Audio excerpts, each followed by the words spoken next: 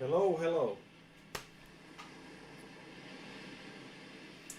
It's time for Guitar Summit 2020 webcam live stream of Vuorensaku Guitars. It's a new situation because everything is cancelled. All the guitar expos are also cancelled. So this is the way how we connect each other by using all the digital things we have. It's yeah. Let's try to do it this way. Okay, thanks you guys letting me know that there's some kind of mono thing happening. I don't know if I can do anything about it. I can try to do something about it, but if that's what it is, I don't know. Let's hope we can manage somehow. I'm not a professional streamer, but because I'm a guitar maker, so if anyone can help me with this, it's let me know. Yeah. Hey, Sasha, Christian, Christopher, all the good guys. Let's start our Google Meet thing just after a couple of minutes. I try to solve this sound problem somehow, if I just can. And let's wait for some time to people get in. So let's the opening song was from my own band Offsets, and let's hear another one from our upcoming EP in the near future, hopefully. Let's try this one. It's called Candy Apple Red Electric Chair.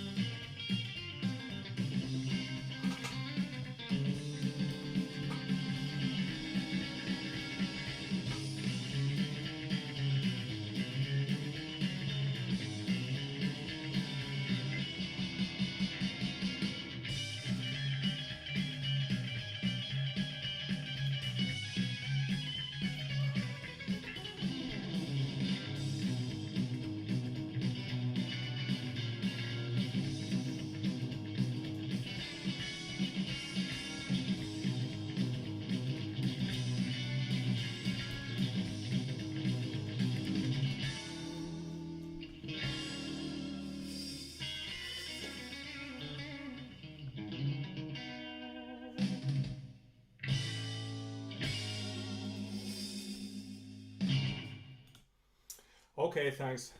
The problem must be that I have two microphones, one for the speech and one for the amp, and now they are like left and right. Yeah. Yeah. So today this stream, the thing is that I have a couple of guitars with me here. The latest builds of this year, 2020. So let's get into them later, but and let's chat about every instrument, how it's made, what was the idea with the customer, what kind of pickups are there, and how they sound, basically. And feel free to ask anything about them. Like there already some questions. Which amp I have here? It's a Orange OR50. My personal kind of favorite amp at the moment, because that's my test amp at the workshop, and I'm kind of used to that amp, and I know how it reacts, different kinds of pickups and everything. Like, so I know how it works and how it reacts, and it's kind of a good tool for kind of testing and comparing different kinds of guitars and pickups. So, well, let's see if because we are now like testing. Let's see if we can start the Google Meet also. Let's see how this starts. Yes, there might be some guys already.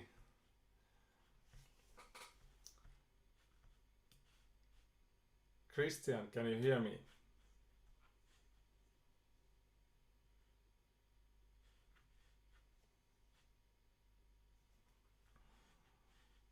Let's see if we all. Christian. Hello, Christian. You are in line. Sure. You are in line. Let's hit. I think I can open this window, and you are in a show.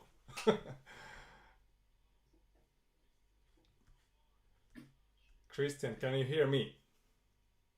I can. It's just scary hearing you. Oh yeah. Okay. Yeah.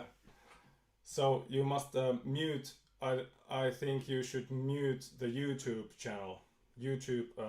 Yeah. Because now. Did it. That's the best way to do it.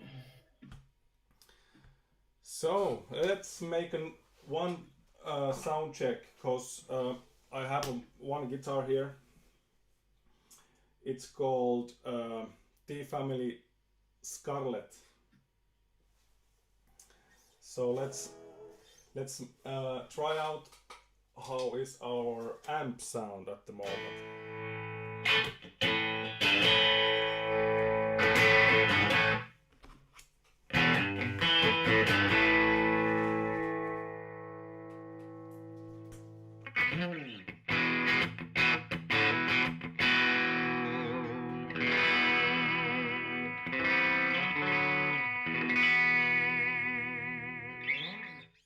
How does it sound for you?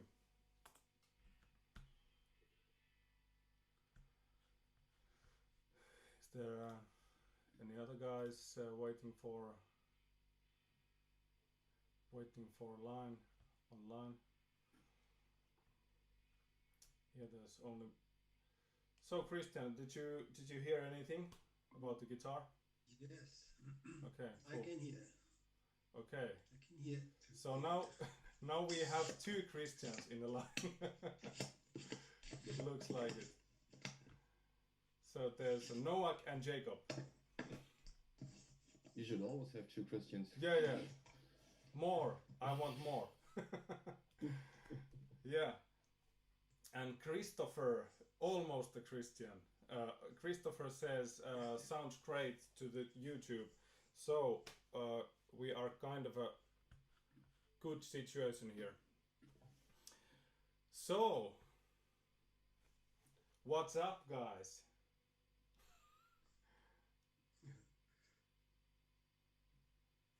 I'm in quarantine. Yeah. I'm not allowed to go out. Yeah. Yeah. So you are in Germany.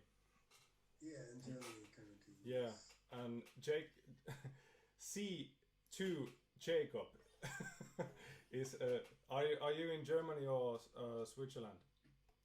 Well, I live in Switzerland, but it's almost the same. I mean, we're all in quarantine at the moment. Yeah. So you are Pretty not much. allowed to go to grocery store or like. Actually, that would be a pain in the ass. No, we are allowed, of course, to go outside. It's not that restricted as it is in Germany, but there are restrictions, definitely. Yeah. In Finland, we have. I don't feel it so kind of dramatic. Of course it is, but like good example, this Black Friday thing. People went to shopping centers and like they were all like crowded. Like I don't know what people are thinking, because if you want to shop, if you want to spend your money, go to web stores or whatever. It's like I don't know. There's another solution for shopping, not go to public places and make some crowded Corona slingers. Like yeah. So another guy in the line. So there's Christoph Noe. Can you hear us? Hello, yeah, I can hear you. Hello. And you are at the moment you are in Germany also. In Munich, exactly. Munich, yeah. So nice to see you too. Nice to see you, Saku. It's a while ago. Yeah. Yeah, it's like last time I kind of met any one of you guys, like guitar people, was in Birmingham when we were in a guitar show, UK guitar show with Sasha. And that was the moment that we actually drove from London to Birmingham, and we listened to the car radio, and this Corona thing was just starting. Like, okay, now it's going to start, and all the airports, I didn't see masks or things like that, but they kind of started counting infected people, and that number was just rising and rising and rising during those couple of days. So that was the moment that okay, this is gonna be bad. Yeah, but what else? Christoph, you have also started making some nice guitars. I've seen. Right. Yeah. I'm getting better and better into it. Mm-hmm.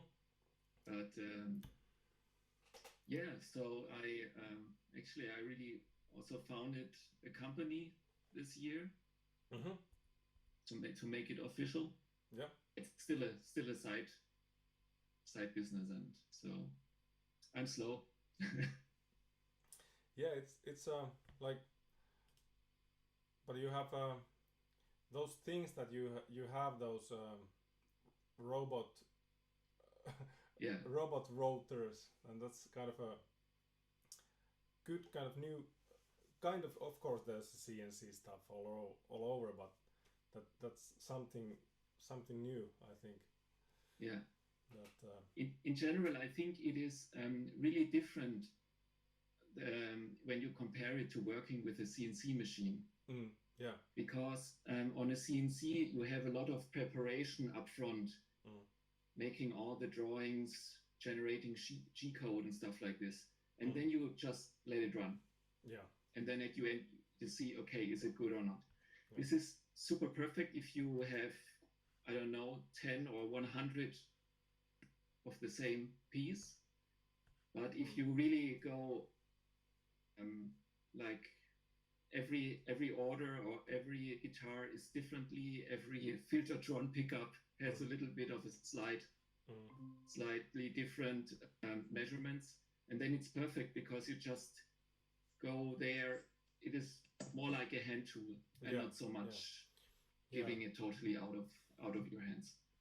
Yeah, I have also checked out a couple of videos how people are using that kind of a rotor, and it looks really easy. Like you said, with CNC you have to be a engineer of creating those kind of programs before you can actually use it. Like right. it's the big difference, and then before you actually need 100 of same kind of guitar bodies, there's no reason to make a program for one guitar shape. Like this one, Right. I have so many kind of features in T family collection that I can actually order just body shapes, like without anything else, because then all over it starts the custom job starts. Only thing it stays, not of course, if you need a lefty, okay, I have to make another program. If I want a bass, I have to have another program, and so there's already 3 different programs for only the body shape, without nothing else. So that's not for me. Yeah, but I can see that that's how do you call it? What's the name of the rotor again? It's the company is called Shaper Tools. Okay. And the product itself is called Origin. Yeah. Okay. So most people call it Shaper Origin. Yeah. And they launched, I think, at the beginning of this year, and I could enter some kind of an early unit program. Mm-hmm. So I received mine exactly 1 year ago, or more or less in December. Yeah. And it's one of my most important tools, and it's just so amazing what you. Also, if you, for example, route a pickup cavity, and then you fit your pickup in there. It's a little bit too narrow. Then you can go back, just increase it by millimeters or something like this. Yeah. So it's always going back to it, and this is I'm totally in love with this style of working. Yeah. I'm still working with the templates, and if there's some adjustment needed, I just move the template and get it again, and but maybe that Origin rotor would be my future. Who knows? How much actually the rotor and the program costs? I think the router is 2,800 or something like this. Yeah. Not sure. Yeah. They also sell some kind of workstation where it's perfect for doing smaller stuff. Mm-hmm. So I don't know. Often do if you just have something like in this kind of shape, it's super nice to work. Yeah. Really system, but still I use a lot of templates as well. It's really like it's not we're doing everything with it. It's just when you during working, you get the feeling what's the perfect solution now. Yeah, yeah. And then Yeah, it doesn't make anything for you. You have to, you still have to use it. Yeah, just push the enter and it makes the guitar for you. yeah. Yeah. But I can give you some kind of introduction if you're interested. When I'm Yeah. in my workshop, we can have Yeah. a session if you would like to know more about it. Yeah. Hey, there's a Sasha coming in. Hey. Hey, hey. Hey, hey. Hey, this. Your sound is really, really weird. My sound is weird. Yeah, you sound like a robot. You look like a robot. Say something.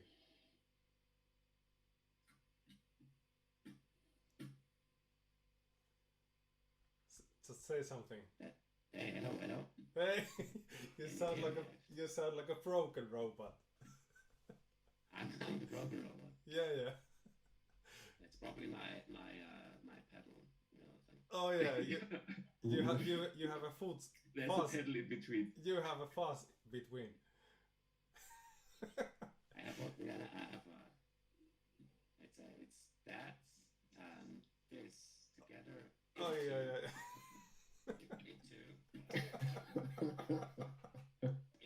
Oh yeah. Okay, that's make this perfect Bit sense. closer. Oh, now we have a feedback. Yeah, great. Oh yeah. So now we Always. this is so funny. Your sound. Oh yeah. But anyway, hey, we have a nice group of good guys here. Can't complain. There's another fuzz guitar here also. And now there's That's yours. oh yeah. There's Toby coming in. Alright. Alright, there's a Toby coming in. Then Toby. Let the Toby in. Who let the Toby Hey, in? Chops. Hey. He's getting. Hey, Toby. Hey. Hey, Toby. Where's your camera? Where's your camera, Toby? No, that's his sound. I think his sound is. Oh, there's your camera.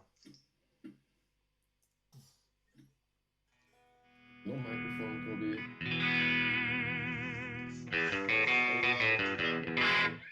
Hey. Hey guys, how you doing? Hey Saku, hey Sasha, hey Chris. Chris. Hey, whiskey. I have no idea. I have a something inside. Don't tell you guys. That's Prost. Prost. cheers. No. Oh, yeah. Jacob has a screwdriver. Yeah, this is a new situation we have here. Somebody's feedbacking.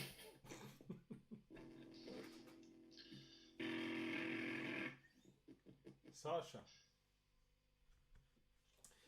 Anyhow. Hey. You guys wanna hear more about this Scarlett? Definitely. Yeah.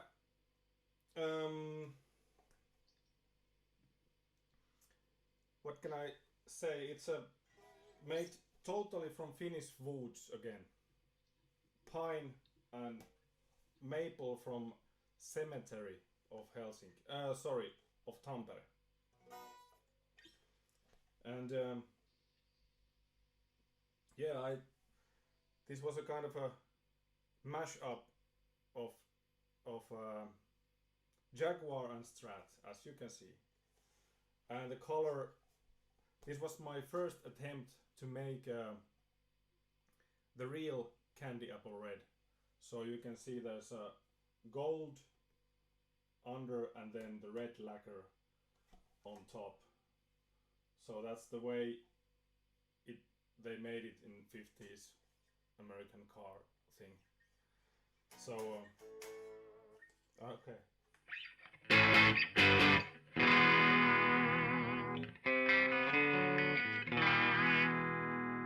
And you asking again, do you hear that sound? Like, is it like okay quality?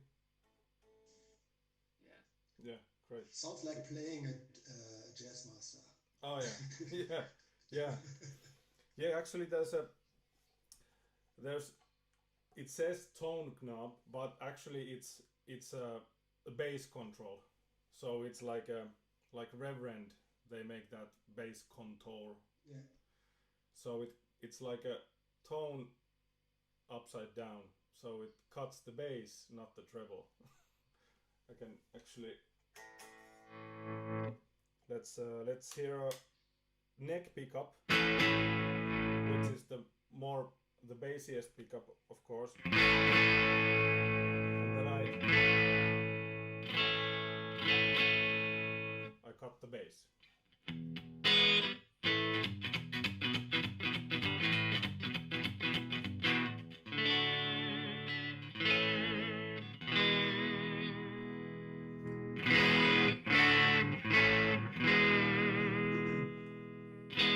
Yeah, works pretty well also with like cleaning the fuzz. It's like I don't know. It cuts the certain frequency. That's how it works, and it's almost like cleaning with the volume, but something else. Have you guys ever had anything like this before? At Sofa Jams, we are sometimes playing a reverend with the space cut. Yeah. And it's, yeah, which pedal, how much bass intense is there, or which amp. Mm-hmm. Very useful tool. Oh, yeah. Also to cut through the mix if it's needed. Yeah. Yeah, it's like sometimes I have made couple of these that you have a staggered pot and you have both, like treble and bass cuts. Like that's also good kind of a combination to have them both. But this guy who ordered this wanted to preferred more that because you have the jazz controls up here and there's a normal tone, so you have kind of both things here going on.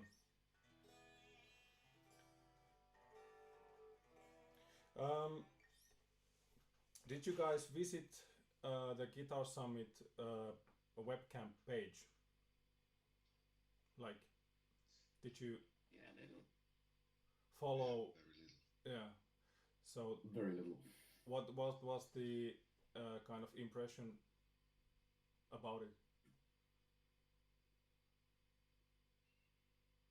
Yeah, for me, there was not much going on. I didn't follow the workshops or something because I had like a kids party at home because my daughter turned 4. Yeah. So Yeah. I was just like looking in the chat and stuff. Yeah. To the workshops, but yeah, there's not much going on, I thought. Mm-hmm. But, yeah, if you follow the workshops, I'm sure it's going to be was interesting. Yeah. Yeah, I also followed the chat and I was noticing that there were kind of 2,000 people. The counter of the chat said that there's a 2,000 people around, and I don't know. There was some chat happening, but would be nice to see some real numbers of of a people how Yeah. how they I thought it was missing. It was missing. I mean, you have so many people, but you need kind of like a moderation. Like, okay, now they said, okay, now it's in the beginning they were like, okay, it's online, it's open, now you can do a tour. That's it. yeah They just said, okay, go and watch, yeah which is good, but what I thought it was missing, kind of like a moderation. It's like, okay, let's have a look into the guitar floor or something. Mm. It's going on. I don't know. Like a guided tour, maybe yeah Almost like a virtual guided tour. Yeah. something like that. Which maybe I missed it. I don't know because I wasn't there all the time.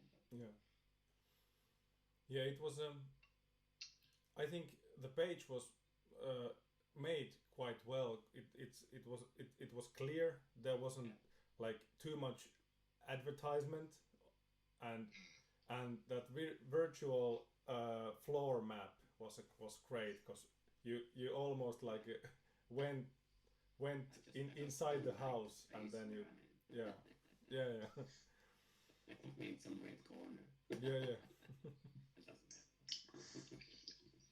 Yeah, Sasha, I think for this time we will learn a lot based on this time doing a guitar summit online. I think if it would be still be online next year, I think it would be a bit more different about, let's say, more reminders. If you can choose what you would like to see in the timeline and then get a reminding, so on. It would Yeah, be first thing, learning step. yes. yeah, I think it was a good idea to kind of keep it alive and not to let it go Yes. down all the way in 2020. So even if it's like not a perfect thing, it's kind of building a little community, like a reminder. Hey, we're kind of present. We're going to be back next year because that's as far as I know, and I know some of the guys having to do with it. I think we're safe that it's booked for some more years. So if not everything goes down, we should meet up again, hopefully. Yeah. And by the way, Sasha, that new vocoder fuzz is awesome. You used there. yeah No, it's all good. can you show the controls just for us just a different user experience. Just the ability to have a replay of each event every time possible makes it completely different, at least in my old school mind. Yeah, that's true. I think I would find it more valuable if there is a workshop and it is set to a specific date. It would just increase the worth for myself. Even if it's more uncomfortable, but you have to be there in time, which is another experience. Just my 2 cents. Yeah, I didn't know you're able to replay, and I think that's pretty awesome because I had a really crazy or a couple of crazy work weeks behind me, and I didn't find too much time like on spot of the workshops. Like yesterday, there was no time for me. So for me, it sounds great that you can replay it and you can look into some stuff. But you're right, Christian, when you say if you want to have it as a virtual happening, it's kind of awesome when you have to get in, and it's a different thing. But on the other hand, yeah, maybe they should have kept it doing it and then hiding it away, and then after a week or two, then bringing the content up. So you would have both things, kind of, the experience of a meeting, and later on still being able to look at it. Maybe That's exactly my point of view. I think the live aspect is the most common with offline events because you're just there and it happens at the moment. I think this is something, it's for all of us, I think, a lot of experimenting times right now because we try to explore what is the right, how can people be part of such an event if it is just online? And for sure, it is not as intense as if we meet in Mannheim and have a beer afterwards. But in general, I think it's great that there is something, that there is a chance for us to meet today. And but I also think, especially this, I really like the idea of Saku to make a live event because if you're just having some kind of a television experience, it is just linear. It is it is cool because it is very focused. It's not that easy if you to search for something, and it's a little bit of a surprise. Also good, but I think those live experience are really the key of it. Yeah, and the idea for this kind of thing and try out comes from different kind of media guys, because they are doing this, because you can't meet people, but you can still call people, and now now we are using Google Meet, but there's many other programs you can use and the reason that I wanted to shoot this to YouTube is that people can see and feel our connection. How does the guitar guys connect? And because that kind of content I don't find from YouTube or anywhere else. Like, there's a political stuff like overwhelming, and there's some other stuff, but Guitar World doesn't do this. I don't know why. Yeah, I think it depends what kind of deal you have. You know, like you have like the standard as an exhibitor. Mm-hmm. You know, and you only have like a brand page and just a chat, a written chat, and then you have like the premium with video chat where you can meet your customers. I don't know, but it's hard to connect because you have to get to the people. Mm-hmm. Even if you're live there, my experience is like most of the times you have to pull the people into your booth and see like, here, look that, right out, Yeah, be active, you know, like kind of selling, you know, Yeah. the selling part, but also the active talking to people, which is even more difficult if you're online, if you do that online. Mm-hmm. To get the attention and get people talking to you. Yeah. Except you're like big brands, big name. It was exactly like this in 2018 on the Guitar Summit. Uh-huh. when Saku pulled me into his booth. This is my guitar. Now love it. Feel it. Here's the result. Touch And you it. did. Touch it. Worked out. Worked out. Yes. Yeah. Thank God you're Yeah, easy maybe to I convince. Thank God you're easy to I'm- convince. Sorry, Chris. Yeah. Maybe I'm just, all the other guys are also maybe too shy, and if seeing something like this with such craftsmanship, you do not want, I don't know. I think maybe you would even think you're not good enough on your instrument to play in front of someone that Yeah. is really creating this, yeah. Yeah, same thing when you go to music store and try out something. You're always like embarrassed to try anything, like, because everybody's listening. Yeah. Yeah, how about like a virtual cabin can go in and try your stuff out? Yeah, with a 100 watt Yeah. full tube amp, nobody can hear you. Yeah. Exactly. That's exactly how it was the last 2 years. Nobody could hear you with that. Yeah, in Birmingham, I must say that Birmingham, they had a really nice kind of technical solution, because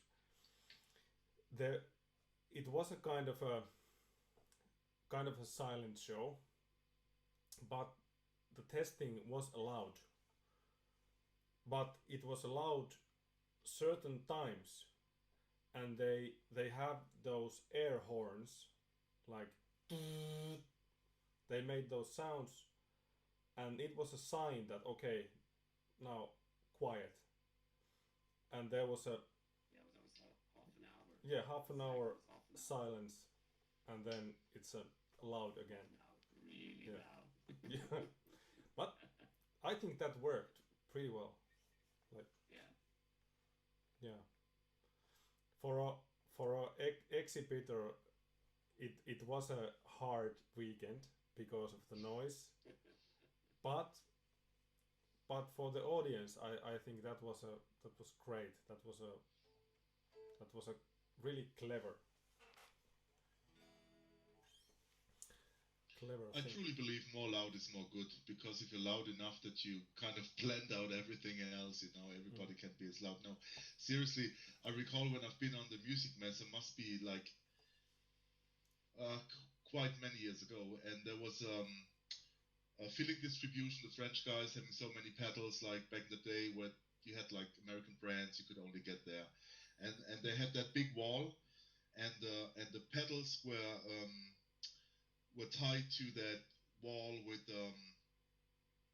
what do you call those in English, where you pull it through and then you can close it in? Just a strap, something like this. Yeah, those straps. And I was testing a pedal, and I will always recall it. It was a Fuss. It was a Fairfield circuitry, something with many knobs. And that strap was tied in a way that the volume knob wasn't movable anymore, because, you know, it has that pointer. And I started Fuss and I banged the guitar, and it was so fucking loud. And like from 25 meters away, the guys from Lag came over screaming at me, he wants to make business here. I shall please be less loud. Yeah. That was really funny, actually. Yeah. So I think it's a totally silent show. I don't know. Like I thought Sasha's solution and Saku's solution with the very first own sound cabin on Guitar Summit, which like immediately spread into the whole thing, where they kind of officially placed those things. And I recall many fights with some guitar manufacturer that says, now it's my turn to get in, and I know, look at what's riding all over here, you know, and some fucking booze. So if you wanna use it, you can, but let me serve our customers first. Yeah. So yeah, it was kind of I think it's what they provided and what you could get, and the people have been really nice of the M1 thing, where you could go and say, hey, we need something, and they were very, very, very generous, and it was really awesome. But still, it's, you know, if it's not happening with an amp and a speaker, depending on what effect you try, it's with the delay or reverb, it just, you know, kind of works fine. And for the guitar, I don't think really like perfectly, and if you have a fuzz pedal, even the M1, if you know the thing on the clean channel, and when you crank it and it saturates a little bit, you really can use it for fuzzes too. But you know, with the speaker emulator, the headphones, and in the end, that's just like I don't know, that's like, you know, it's just not working properly. So that was really awesome to have that cabin, and it's kind of the way to go, because a good sound relies on an amp, relies on a speaker working. Like, you know, people change speakers, but so many people are not aware of the speaker. It's like in hi-fi, you say it's at least 50%. For guitar amp, it's at least 50%.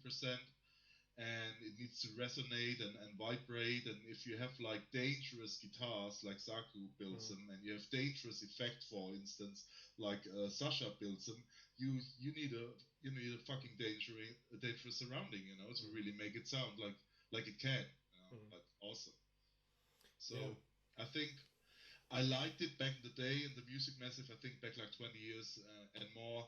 I mean, it has been fucking loud. As long as there was no guitar company in the same building, like the drums, it was okay for me. Like when it started to shrink, and then you suddenly had drums next to yourself, like 50 drum sets being played by 12-year-olds. I mean, that's kind of, you know, that could make the world collide, you know, with the moon or something. But yeah, I think a certain volume is needed in that sport, and if you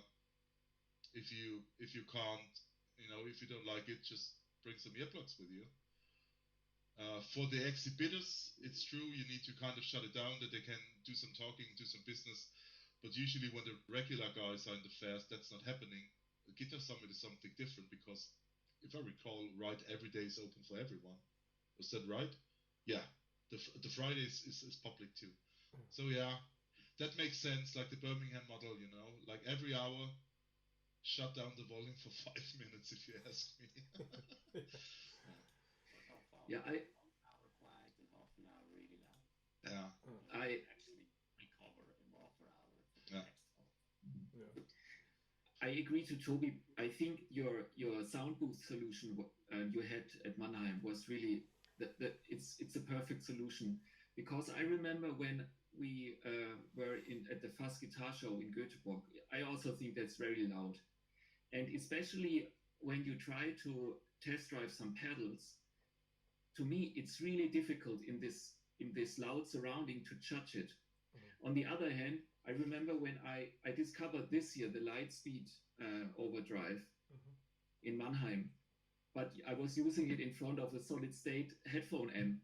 I liked it, but this is so reactive to the guitar and the amp, so you just have a super tiny impression of it. And so I think to have some kind of an isolated groove where you have the loudness, but you also have the silence around you, that you can really judge the quality of all components. This is for me the way to go, because even a loud, I totally agree, a loud, it's cool, it's a guitar show, but if you want to really have some good impression of a modulation or something like this, it's just not possible in such a round surrounding. Yeah, That's true. and back in 2000 and was it 16 or something like that, in Berlin, that Holy Grail guitar show, that was the moment when I kind of discovered this booth idea. But they had kind of a area, kind of congress room, and the booth were like size of old telephone cabins. Like there was a chair and amp, and it was meant for kind of like single person. And so who's playing back there? And yeah, and it was the idea that okay, if it would be nice. Okay, this is nice because you have that privacy, but if you would like to step in with the customer and kind of explain and show some things, it must be a bigger. And renting 4 smaller cabins, I think it would be even more expensive than one big cabin like we had. But yeah, I think that should be arranged by the organizing company for. So you should have an area with the testing booths like that. I think that would be right. That would be a good idea. Before we did solution with the cabin, I tried to organize a room where we actually, like with a few companies together, have set up a few amps, pedalboards. Yeah. I tried to organize that with the Guitar Summit organizers, but I don't know. I kept on calling them, and they called me back about a year almost. Yeah. And in the end, they said, no, it's not possible. Yeah. And then I just want a room. Then Share it with other people. yeah. And then the Duesenberg guys had their own room by themselves. Yeah, exactly. They Yeah. they just wanted to sell it to someone else. Yeah. Or share it with someone else. They had to have its own room. But yeah. Let's see. Gladful on your guitar, Saku. Do you know it? Because everyone, maybe you all know that effect. When you play an electric guitar dry, you instantly know that this guitar must sound awesome on an amp. Yeah. Dry sound. If you take your guitar, oh man, that cable, and you touch it and you feel it, the resonance, and how freely the sustain is endless on this guitar. You know exactly that you have a very nice, awesome, fine guitar in your hand. By the way, Christian, your camera is freezed. We can't see you. We can see a picture, but it's freezed. Yeah. I see it moving. Okay. Yeah, it's He took his shirt and pants off, but you might have something that kind of shuts that off. I don't know. Maybe I refresh my. Huh?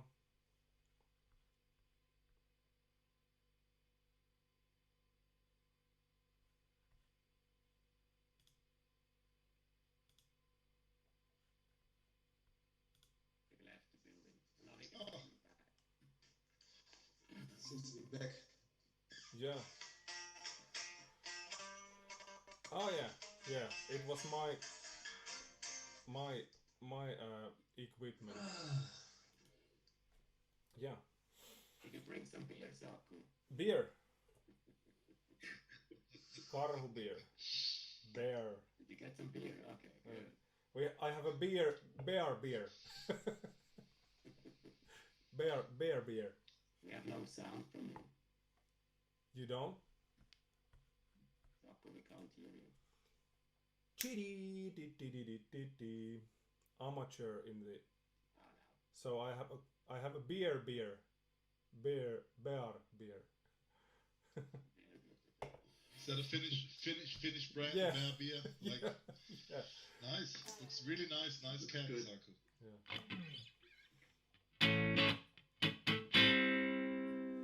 I have some Kreuters over the orange.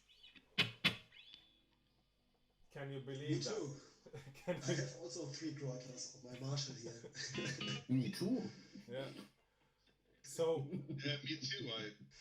I placed the Kreut on my shelf there. Where is it? Yeah. Finger. yeah. And mine is pink. Mm. Yeah. And the, mine are in the rehearsal room. Yeah. I And have the a vibe. It's my absolute favorite, Sasha. The Yes. uni vibe. Yeah, the vibe is awesome, yes. yeah. For I must say for the okay, Toby, you Oh, won. yeah, switching to the Sascha Kreuter. You won. Okay, fair enough. Yeah, yeah. For But those. one thing to mention about Saku's guitars is at least from mine here.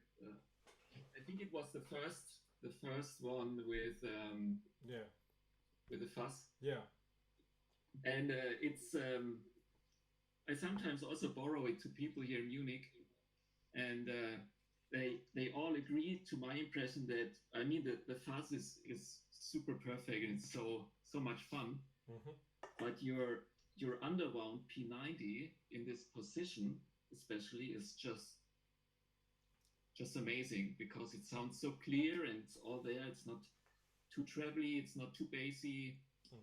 So big thumbs up for your pickups, Saku. Yes. yeah. That was I think that guitar is one of the first kind of tryouts to create that, as I call it, telephonic P90 with that really old wire from I think it was from Finnish coil company, and there was in the label there's a date, and it was something like from 76 or something like that. So it's kind of real vintage wire, and it was just okay. I just found that wire. I didn't knew that. Okay, is it kind of useful for pickup guitar pickups? But I just tried them out, and I think that pickup in that blue guitar is one of the first ones. I must check that out of my books, but yeah. After that idea, I have made, I don't know how many telephonic pickups I have made, and yeah. Oh, no, Sasha turned out sleazy guy, salesman. Oh, it's like they turned off. anything. Sleazy vocoder robot, fuzzy robot. Gold, it's very gold. Yeah, Do you still have that wire left in your shop? I think I do. I bought actually I bought it from the shop. They sell all kinds of things, kind of leftover military stuff. So it was some kind of a leftover. I don't know what they made out of it, like in military. Maybe some coils, maybe transformers. I don't know. But yeah,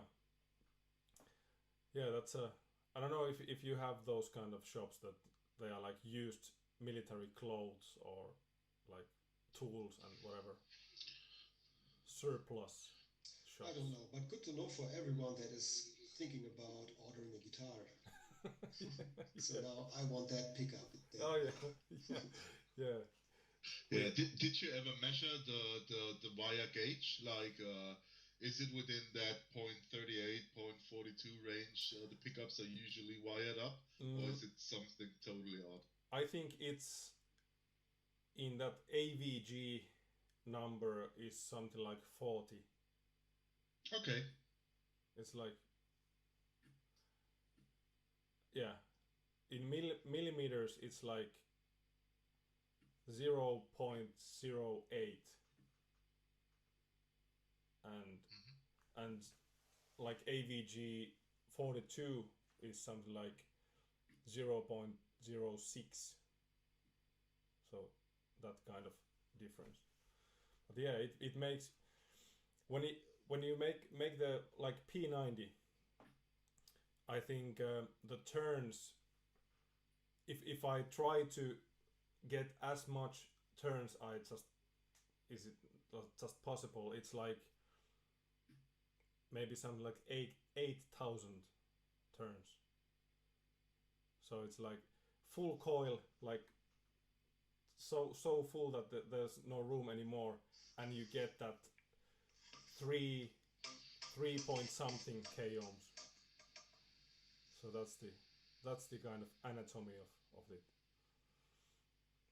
Yeah, and yeah, P90 is kind of a perfect platform to try out because the coil is so wide, so big, so there's a room.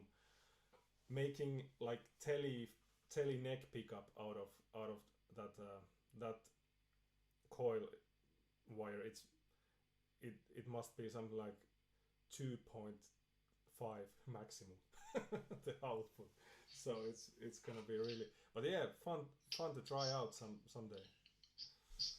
So do you compensate, like, because the wire is more thick and you have less kilo ohms, do you compensate with a little bit stronger magnets, or does that just not have a really important effect? No, it makes, of course it would make a difference, but if you do, but do you feel like you need to?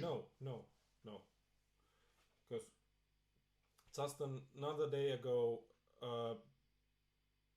I chat with Björn Juhl about humbuckers, and that was one point, that making a really good neck humbucker, which is kind of a hard task for many manufacturers, because it's always too muddy and things like that.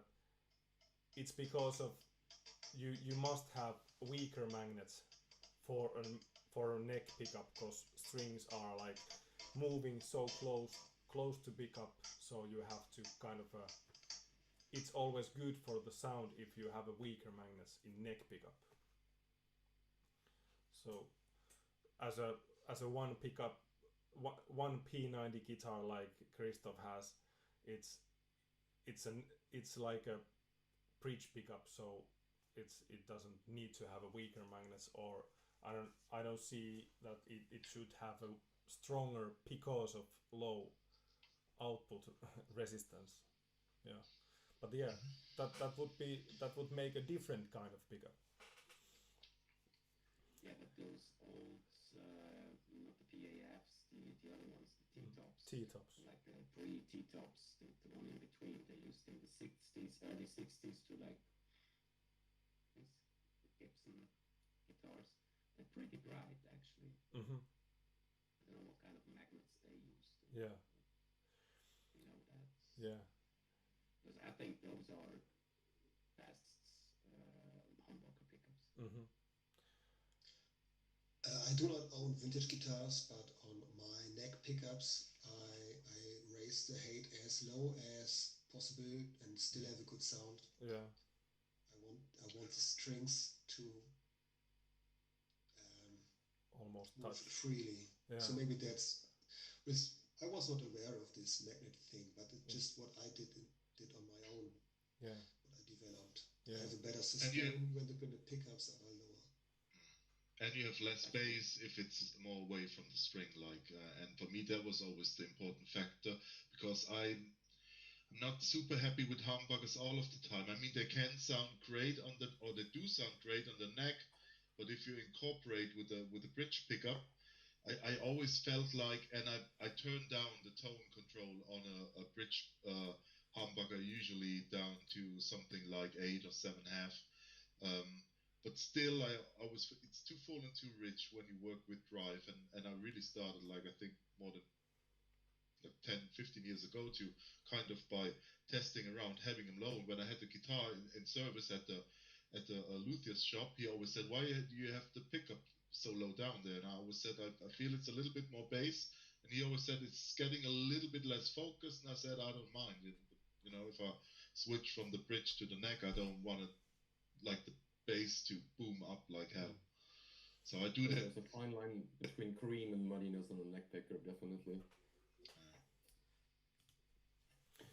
Yeah, sometimes people they bring their guitar as a for a setup and maintenance, and they complain that they have to adjust the neck because there's some buzzing happening after the 12th fret with the bass strings, and actually the thing that causes the thing is pickups are too close. So the problem solved when you turn the, especially in like strats or thing where they have actually the magnet poles, so they might cause an effect, cause a problem. And like Christian, you have the neck pickup like normal telly, and there's that cover, so it kind of mutes the magnets a bit, just a little bit, so it's possible to lift up the pickup. But yeah, sometimes they can cause a problem. Yeah, my Strat does exactly have that issue that you are telling. Yeah. And some people are annoyed about it, but some people are not.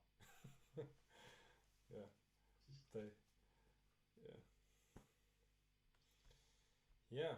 So do you have any new stuff in the pipeline? Any new stuff that you have not done before? Yeah, let's see. Take a look at this.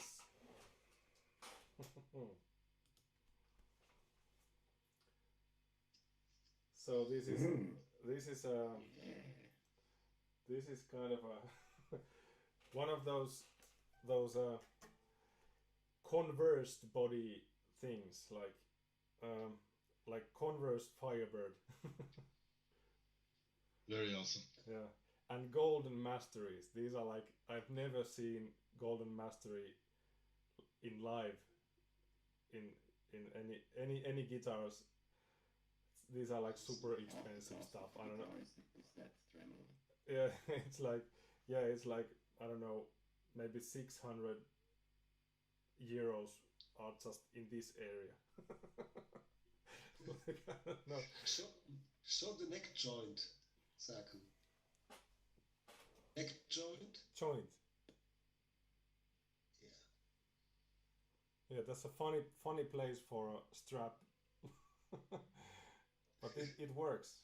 It's perfectly stable. Yeah, and it's a of course, someone would say that this is a too difficult place to play, but I don't know.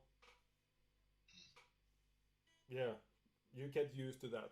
And this guy who owns this. High stuff, play a mandolin. Yeah, and this check out the. Yeah, check out the tuners. Robot voice. These are like I don't know. Banjo. Oh yeah, I love those. Nice. Banjo tuners. Yeah. Sorry, now I have to change the angle because. Yeah. Yeah, I really love when the headstock is upside down and looks really nice too. Yeah, and the idea of these pickups, these are like the theme is these are like Neil Young pickups, so they are not waxed at all. So this is like a microphone all over. Oh.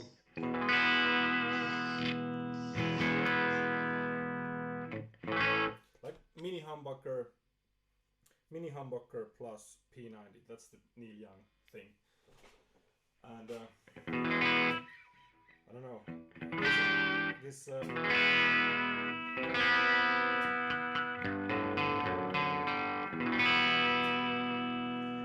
and there's a parallel series switch for the mini humbucker, and so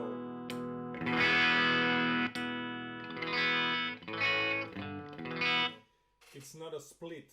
I don't get the idea of splitting humbuckers, like cutting the other coil off, making it single coil and noisy and lose all the things that it's humbucker in the first place. But yeah.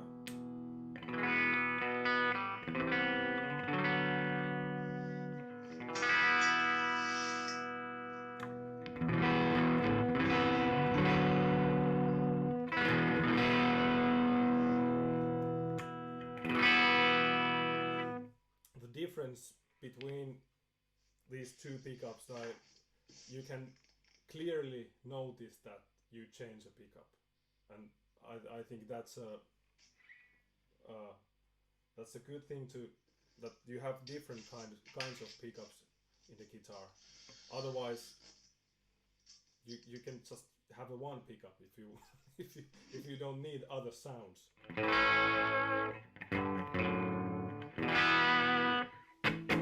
But yeah, let's switch on the Starbender.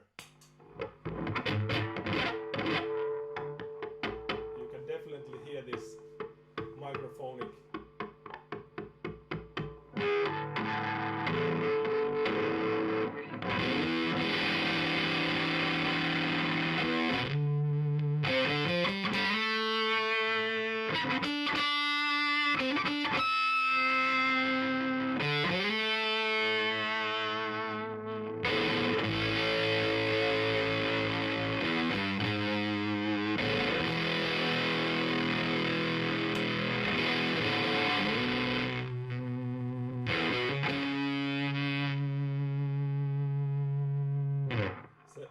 There is still enough power that it can choke the fuzz, like you hear that nice choking sound.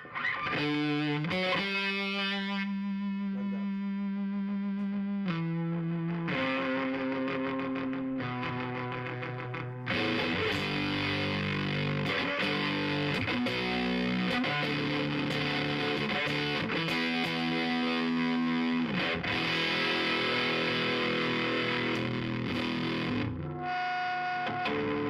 Nice feedback.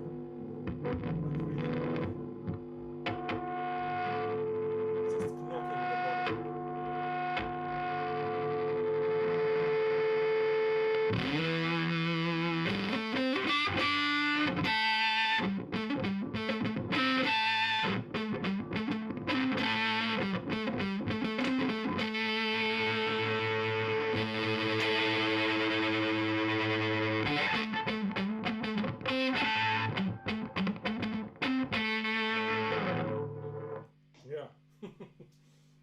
a beautiful noise. Yeah, and that non-waxing thing, I totally get the idea how cool that can be, but I don't know, I haven't tried this on stage, so I don't know.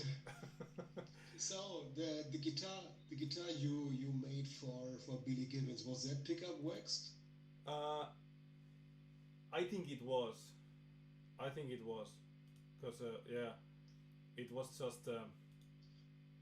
I didn't have any kind of instructions about the pickup. The only instruction was just, okay, do your thing, kind of. So it was a P90, and it was I think it was a El Camino P90, so it was a kind of those low output things. So yeah, the Pride P90, that was the thing I wanted to serve him. Yeah. Yeah, but this guitar belongs for my friend, who actually is my personal barber. He cuts my hair.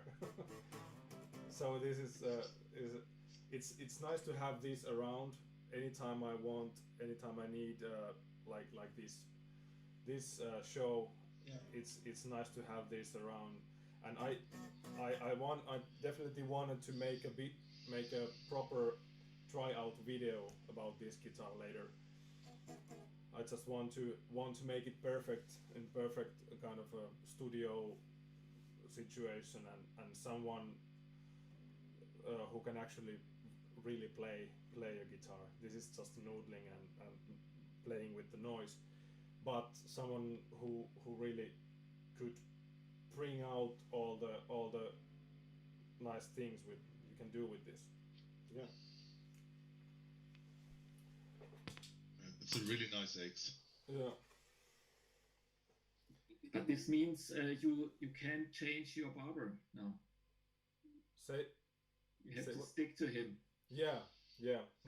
It's a Yes. lifetime deal. Free haircuts until death. Yeah. Almost. And actually, I have to mention that Christian Jacob is getting this kind of guitar in near future.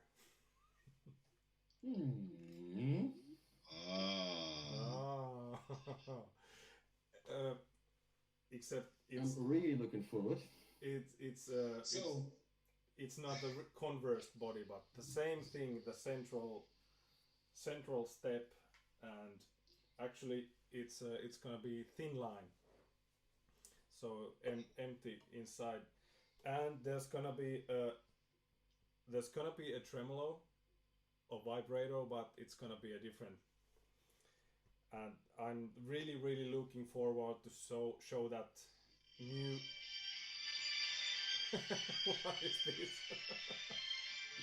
Getting romantic over the new guitar.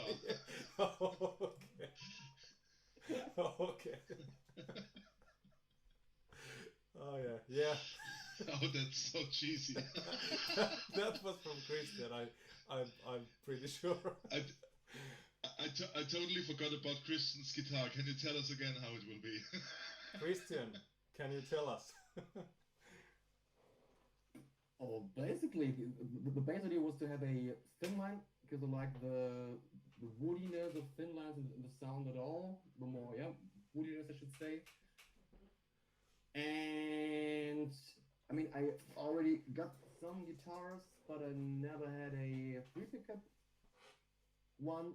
And the basic idea was to have a set of TV Jones filtertrons for the neck and the middle, and one of those famous custom wound P90 by Saku. Mm-hmm. And I definitely wanted a big stick tremolo, because I really fell in love with them. And what else can I say? The colors will be freaking awesome, but I will not tell you anything about it till it's finished. It's finished when it's finished. Beside that, I want a badass big fucking junky neck. Yeah, and I guess we're close, Saku. We're close. Yeah, at the moment one detail is that it's gonna have a walnut neck, so it's also lightweight. Like mine. Lightweight, yeah, like your friend C guy. all the C guys have a have a walnut neck. Yeah, and I believe it's a really nice material for guitar neck, because again, if you make rifles out of walnut and furniture, the items that must last long and yeah, why not guitar necks? And comparing to maple, it's lightweight, and the texture when you feel it against your hand, it's a different. There is more cranes and more like creep. Do you feel the same, Christian? Yeah, since I have that walnut neck, what I notice is I play much more sensitive and I can much more work with the tone because it's so smooth and soft. I think a lot of dang, hey, I'm complaining about neck movement, but this neck is not movement. It's so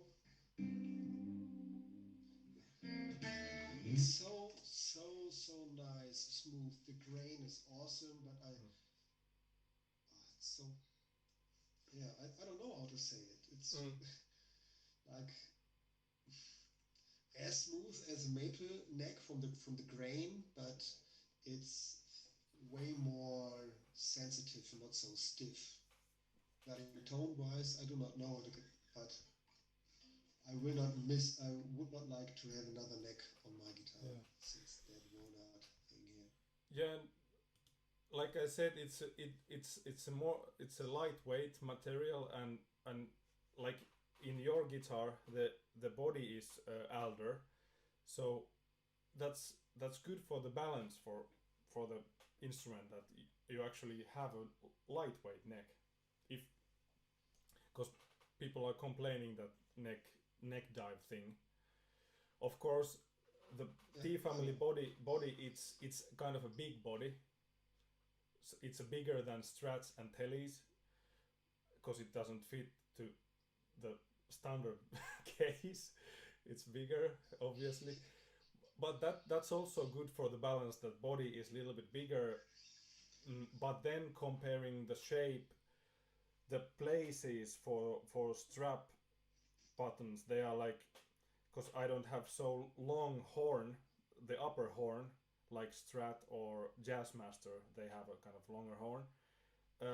Yeah, but it doesn't cause any problems. It's quite easy to make a balanced guitar out of T family model.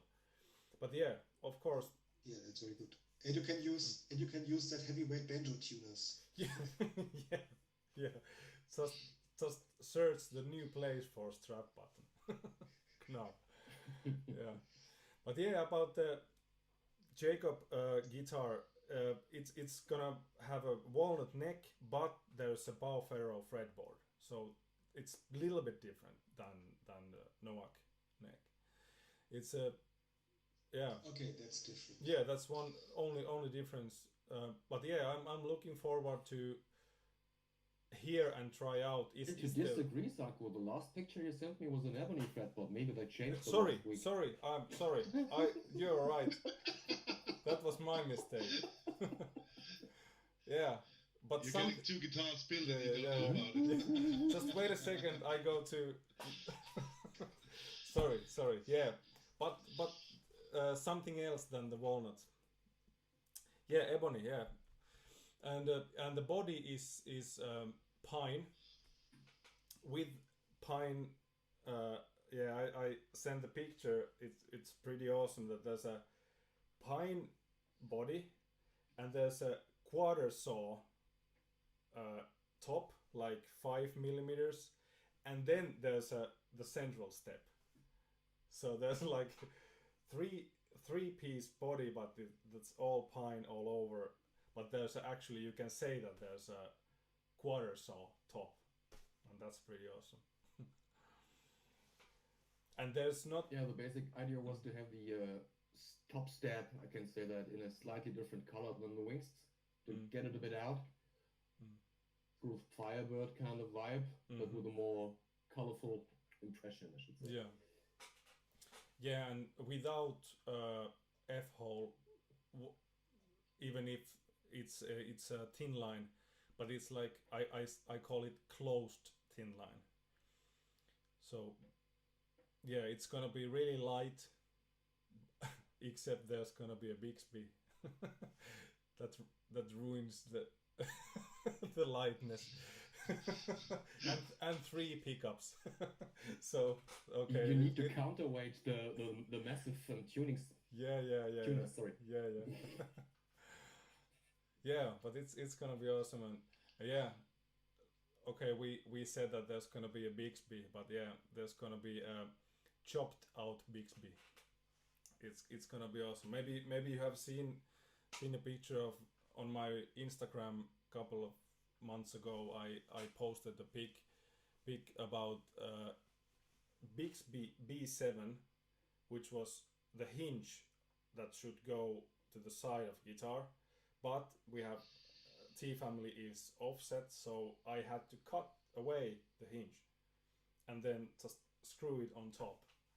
So that's gonna be the first that kind of chopped Bixby on Christian's was guitar. a bit stubborn.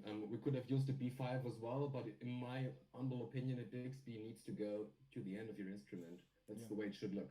Yeah, and it's gonna be look really cool, because there's lots of metal and lots of like it's yeah, and I haven't seen that kind of a modification for Bixby ever. I don't know why. I have seen different kind of trapeze. I don't know. Do you call it trapeze bridge guitars with the wooden base and then some kind of two pneumatic, and then they have some kind of tailpiece screwed on top, but never that kind of Bixby modification. Yeah, and I'm totally sure that people are getting really excited after they see that whole guitar with that modification. A few are already.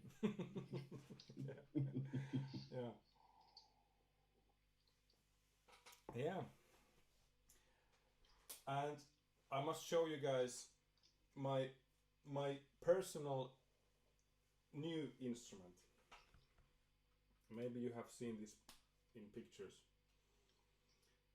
Yeah, this is one of the first short scale basses. And yeah,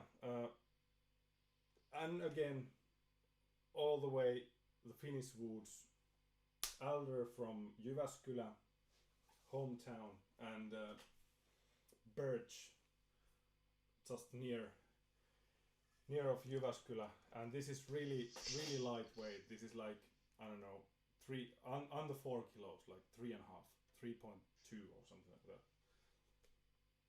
Really. Is it Saku? Is it roasted birch? No, just old. Ah. From old plywood factory. They used to make a plywood out of birch, and there was some logs and the storage like many years, and now I just got a couple of those planks and just wanted to try out, because I have made one bass neck before, and it went to Finnish professional bass player who made a tour, like summer tour, and that was kind of a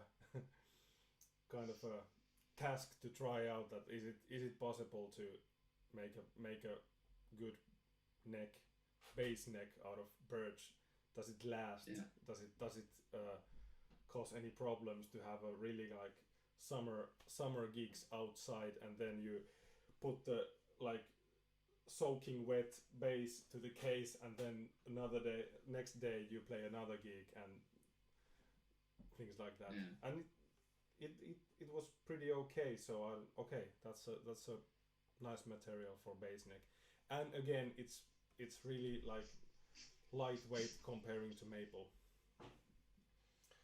Yeah. I remember our discussion. Yeah. Where because it tends to soak in a lot of moisture and also giving it away. Yeah. In general. So. Yeah, the movements, the molecules inside the wood is like it's like moving a lot. Yeah.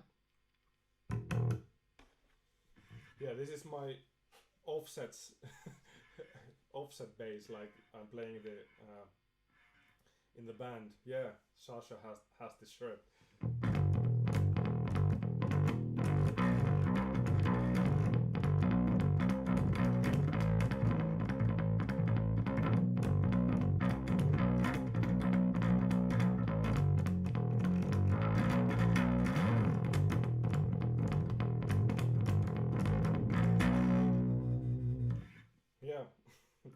And that's also one of my first tryouts to create a Thunderbird pickup. It's like basically like a bar humbucker,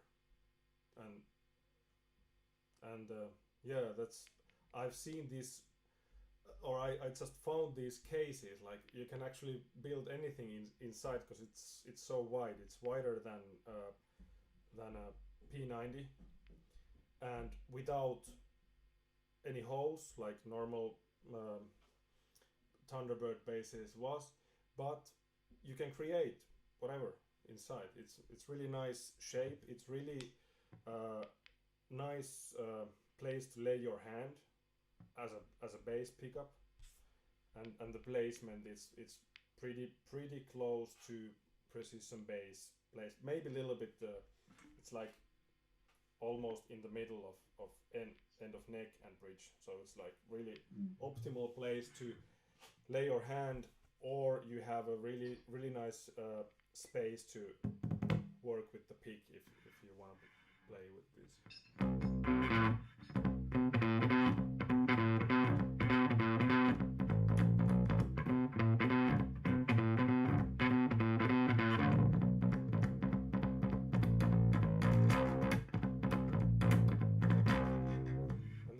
Also, because it's a humbucker, there's a parallel series switch, so it's getting a little bit like more gentle. Now it's in series, but that is like downshifting.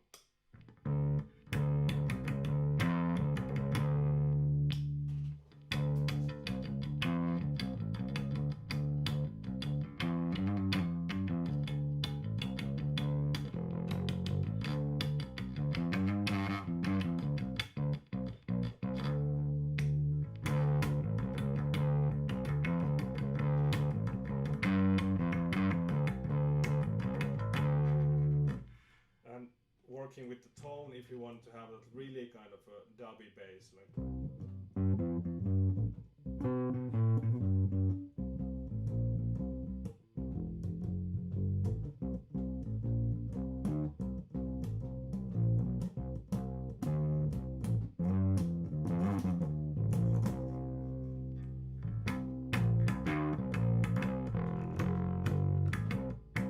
Yeah.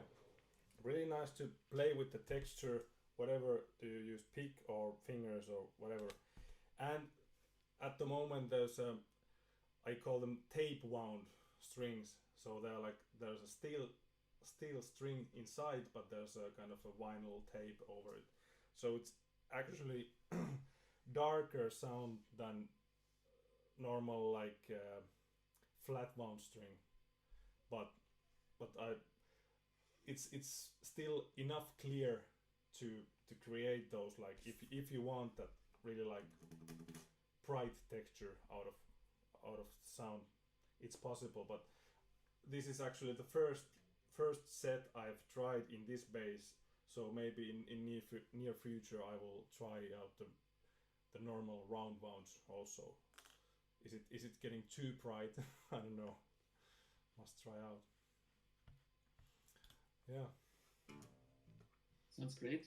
Yeah. What is the scale length exactly? It's 30.2. 30.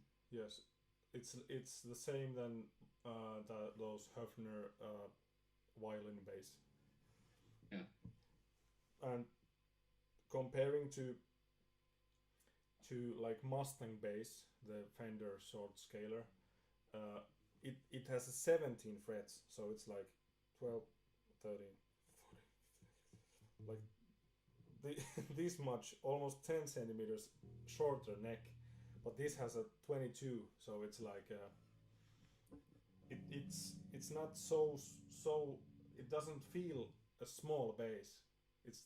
But there's the scale is short. It's feels like almost like playing a guitar. Like if you're comparing like playing like fast scales like in surf music.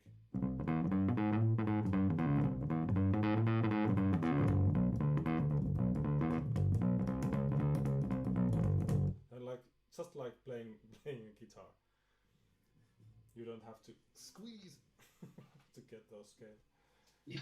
Yeah. It's not so exhausting like on a precision bass. Yeah, it's just normal 34 inch. Yeah. Considering your size, Saku, it almost looks like a guitar on you. Yeah. Yeah, and actually... Yeah, actually... So your normal guitar size would be a 32 scale inch, yeah. right? Yeah. Yeah, and actually the body shape, like Noak, you have that T family without the German carve. This without any extra carvings, these look bigger than the German car ones. So it's funny. It's really effective kind of a feature that it's changed the looks totally. Yeah, I'm pretty happy about it. And actually, I just got a connection. The guy's actually a guy from Scott Bass Lessons. Have you heard that channel? The Ian Allison, the guy who makes really nice videos. Like the one of the latest videos was he opened the idea of bass sound of Rage Against the Machine, and I've listened that band for many years, but and of course like the sound, like the whole sound and the Tom Morello guitar tricks, but the bass is actually really tricky stuff too. But Ian made a really nice video about how that Team C actually created that bass tracks, bomb tracks, like the song. Yeah, but yeah, I got a connection with Ian, and I don't know, I'm really looking forward what I could work with him as a bass level, because of course guitars, I don't know, I'm making maybe like this year I have made 14 guitars and 14 instruments and maybe 4 or 5 basses. So that's I wouldn't mind if more bass orders would come in. That I would enjoy.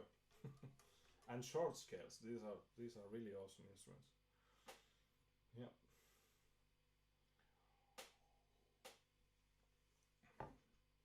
Yeah. Yeah, I must say that this is nice detail. This is not my idea to make a license plate pick cards, but this is actually a real Florida license plate, and you can see that small thing here. It's Miami.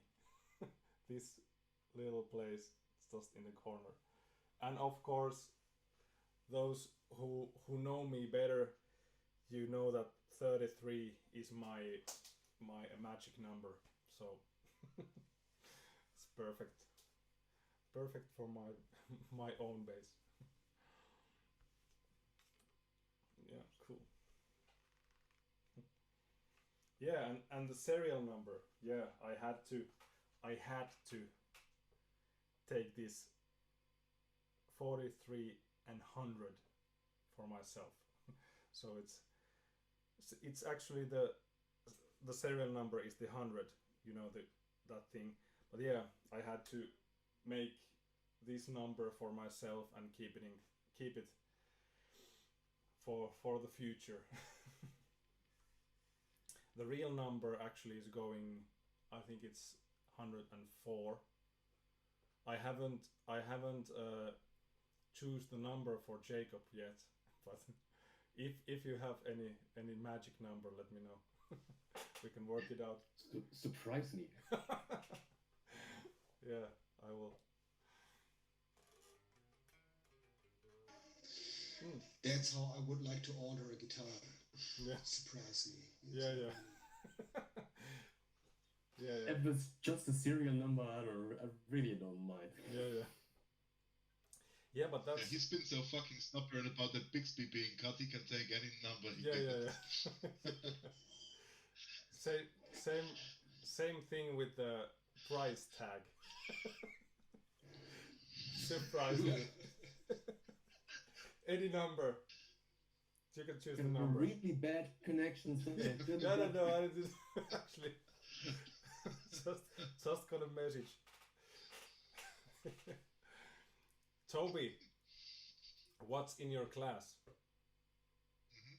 What? Oh, let me see. I got the bottle here. It's a 25-year-old first single cask sherry but Otmar. Okay. Quite nice stuff. Yeah. I hope it's okay to have an alcoholic scotch in the webcam. I was just feeling like it. I wanted to get drunk yesterday, and for those who know me know that doesn't happen often. But I felt like I needed after that week, so I just, I always say, like, when I'm thirsty, it's 5 o'clock somewhere. So I thought it's gonna be okay to have a whiskey at that. I hope it's okay. It's a non-alcoholic whiskey. It's a new product. Yeah, it's enjoy. New stuff. Yeah. Did you? I was sorry that I didn't got that whiskey guitar for this show because it went to its owner. But did you follow that project? I followed that, and I was, I have those friends with a vineyard, and I discovered some old cask. The problem is he didn't want to give away those parts that have the labels, the name stamped on it. The vineyard is like almost 200 years old, but they don't have too much of that stuff left, so we didn't want to give it away. I was thinking about you. Yeah.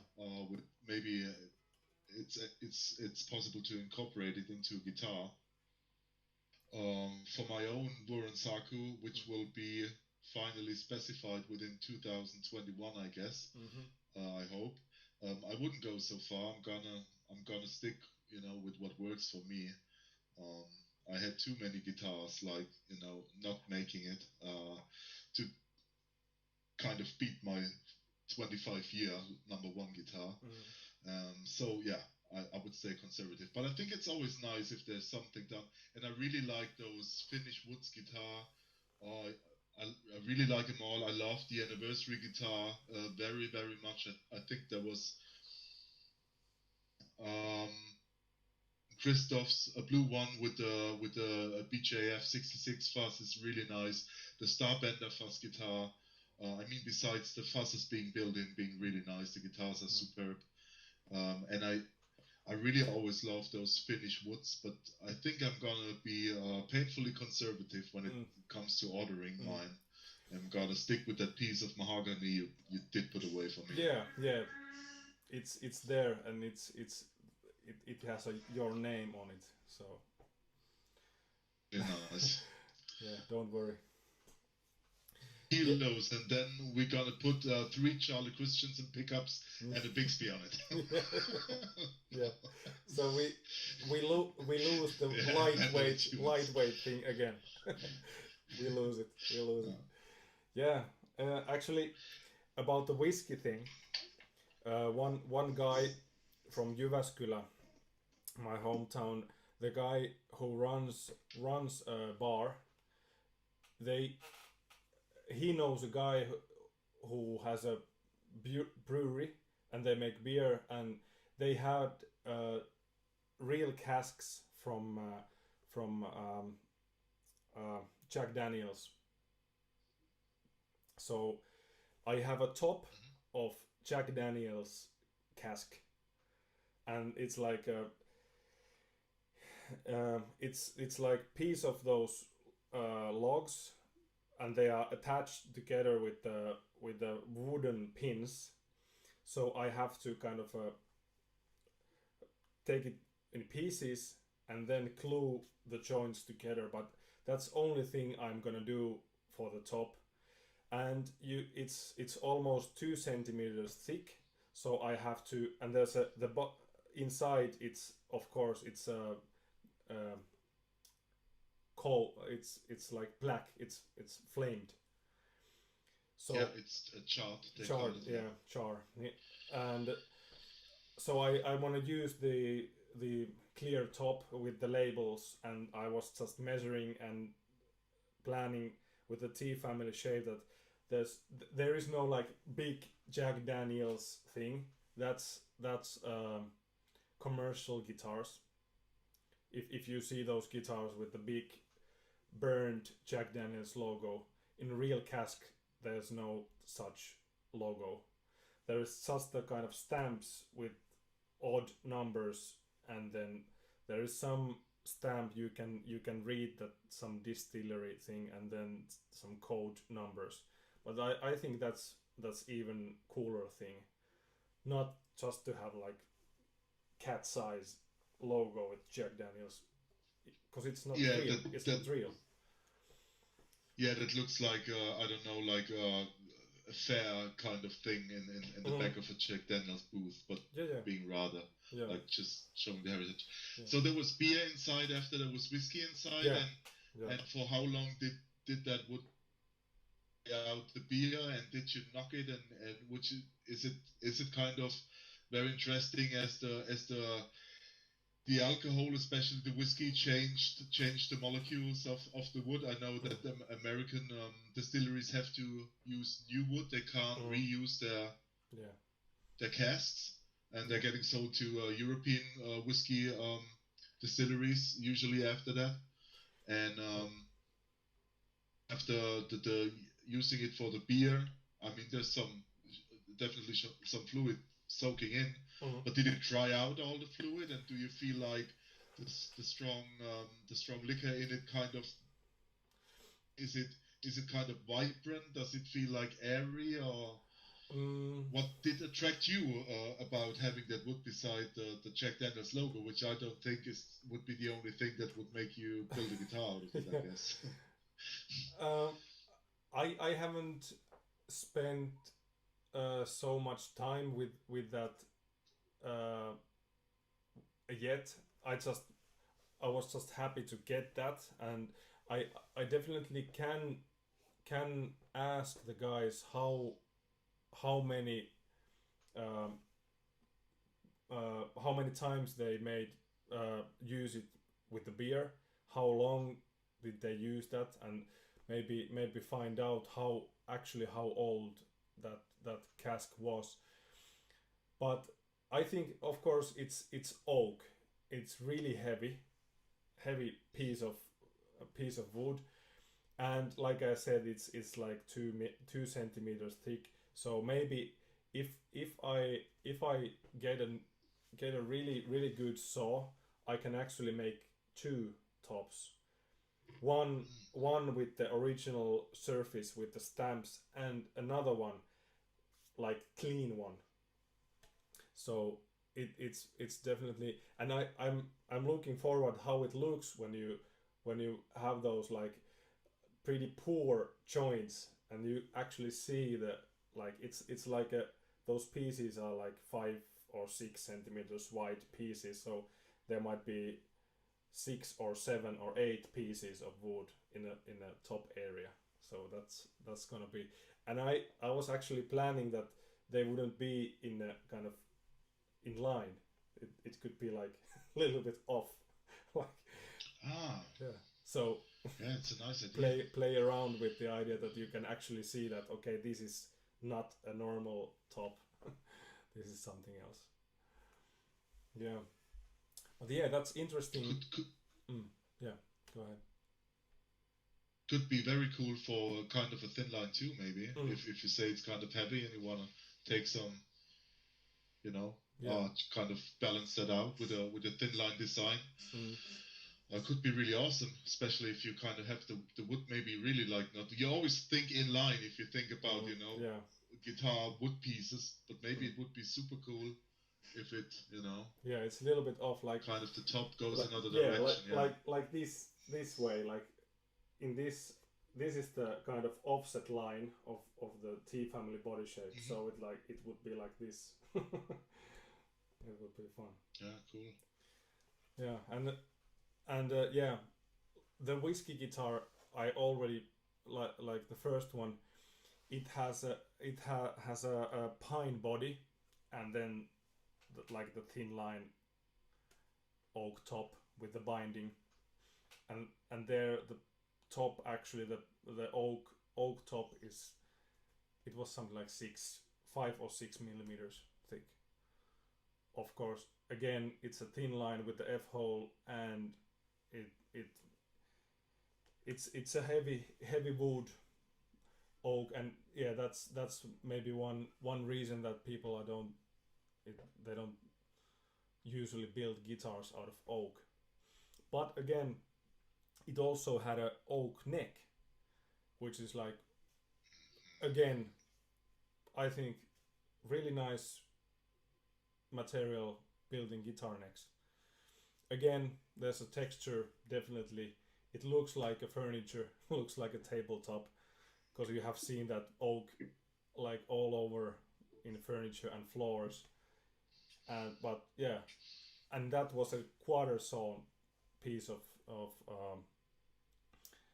oak, and it's really kind of a symmetrical and clean figure. So yeah, why not? I used it several times as fretboard material, and oak, so to say. So it looks really almost black. It's really nice, and it's amazing. It's nice to work with. It has a lot of texture, but it is on a fretboard.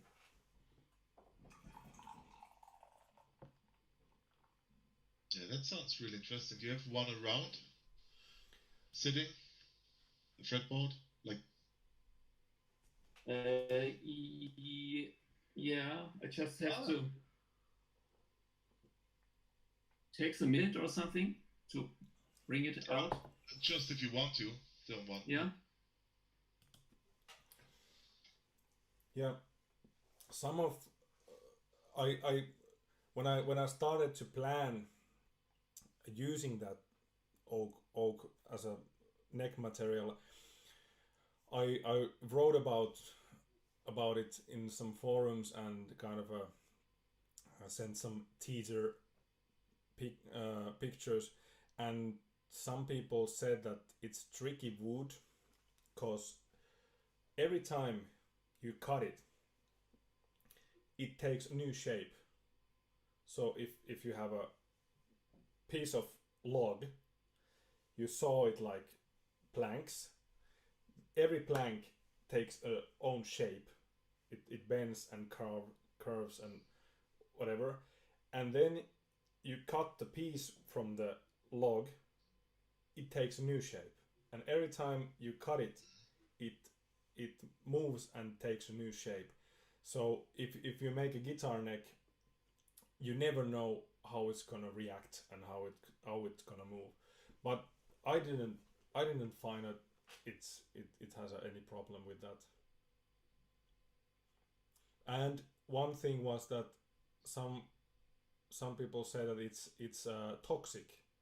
So if you have any kind of metal around it, like frets or tuners and whatever, they start to oxidize, or somehow if you put the nails, you have to choose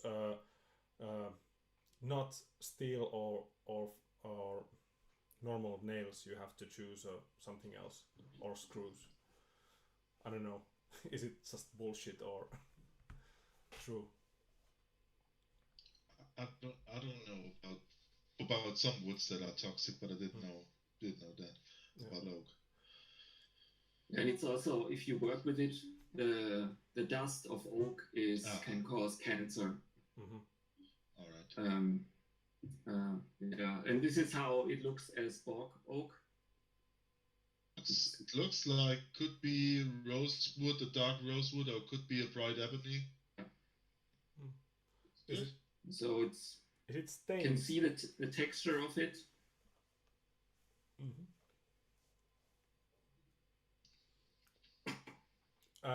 Have you stained it yourself, or did you got stained?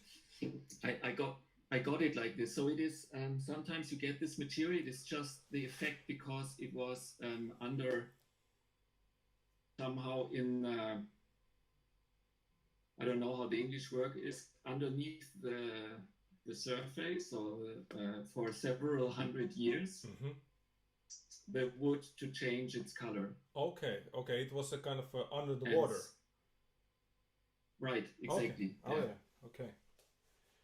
And but you can also create with normal oak wood. Then you have to use some kind of chemical of a rounding, which is you have to tape it on a table or something like this, that the chemical does not leave this area. Leave it there for maybe a day or something, and then it turns black. Mm-hmm. Yeah. Yeah. It is those inside oak. They react, and this causes the color change. Mm-hmm. Yeah, maybe that's it's crazy that a wood dust can cause cancer. It sounds really strange to me. It is. Yeah. It's only the sawdust, so it's not in general, but it is. It's not only oak. It's generally a lot of hardwoods tend the dust. They are, because they tend to cause cancer. This is why it's really important that you have good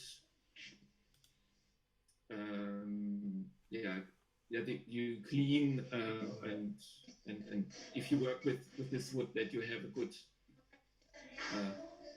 I don't know what's the Absaugung. Yeah. It's the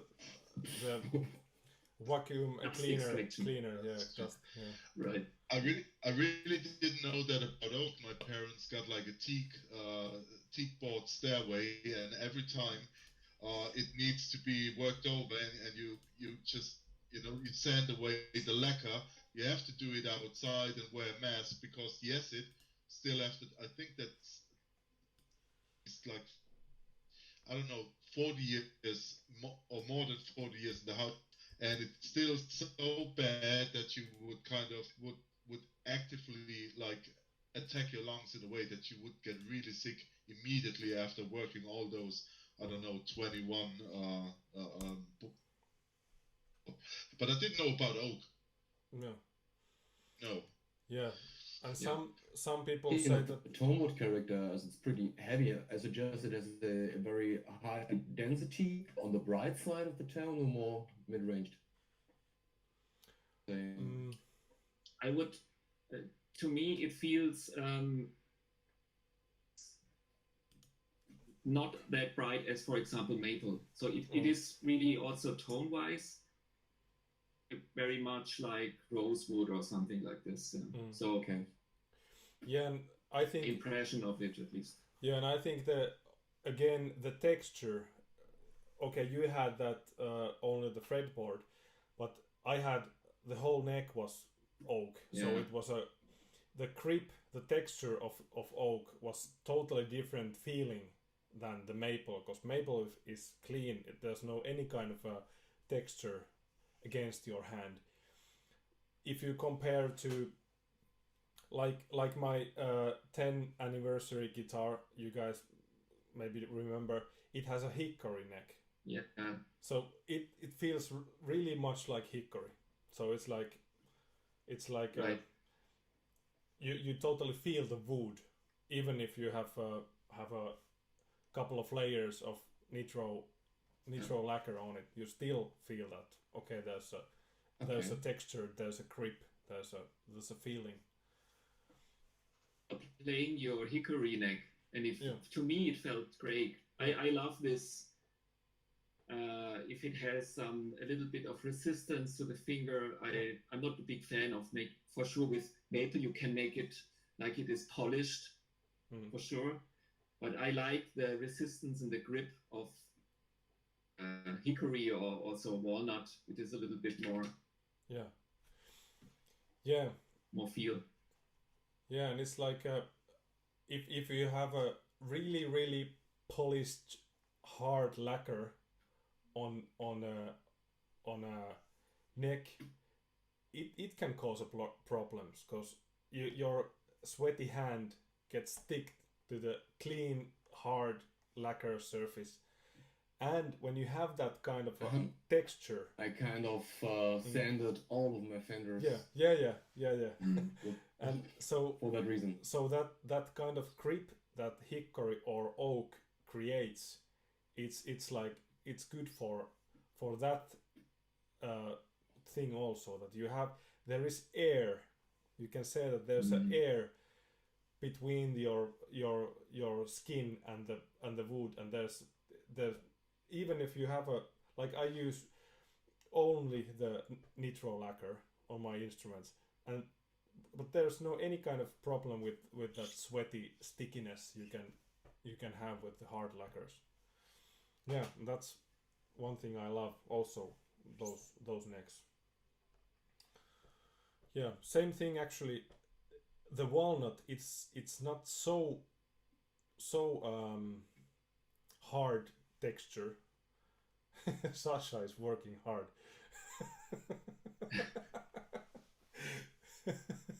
Yeah, but yeah, cables. Solving cables or wiring cables.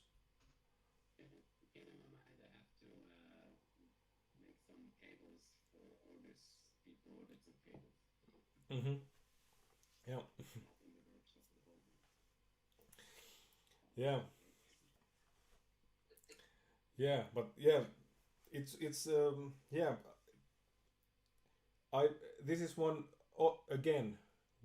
really kind of nice thing to compete all around in the guitar making business, that big factories are like focused and kind of tied up to use the standard materials, but as a smaller builder you can play around.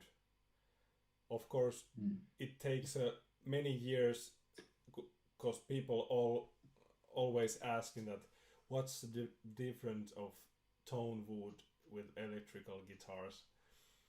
But if I don't play around, if I don't search new materials, I can't answer.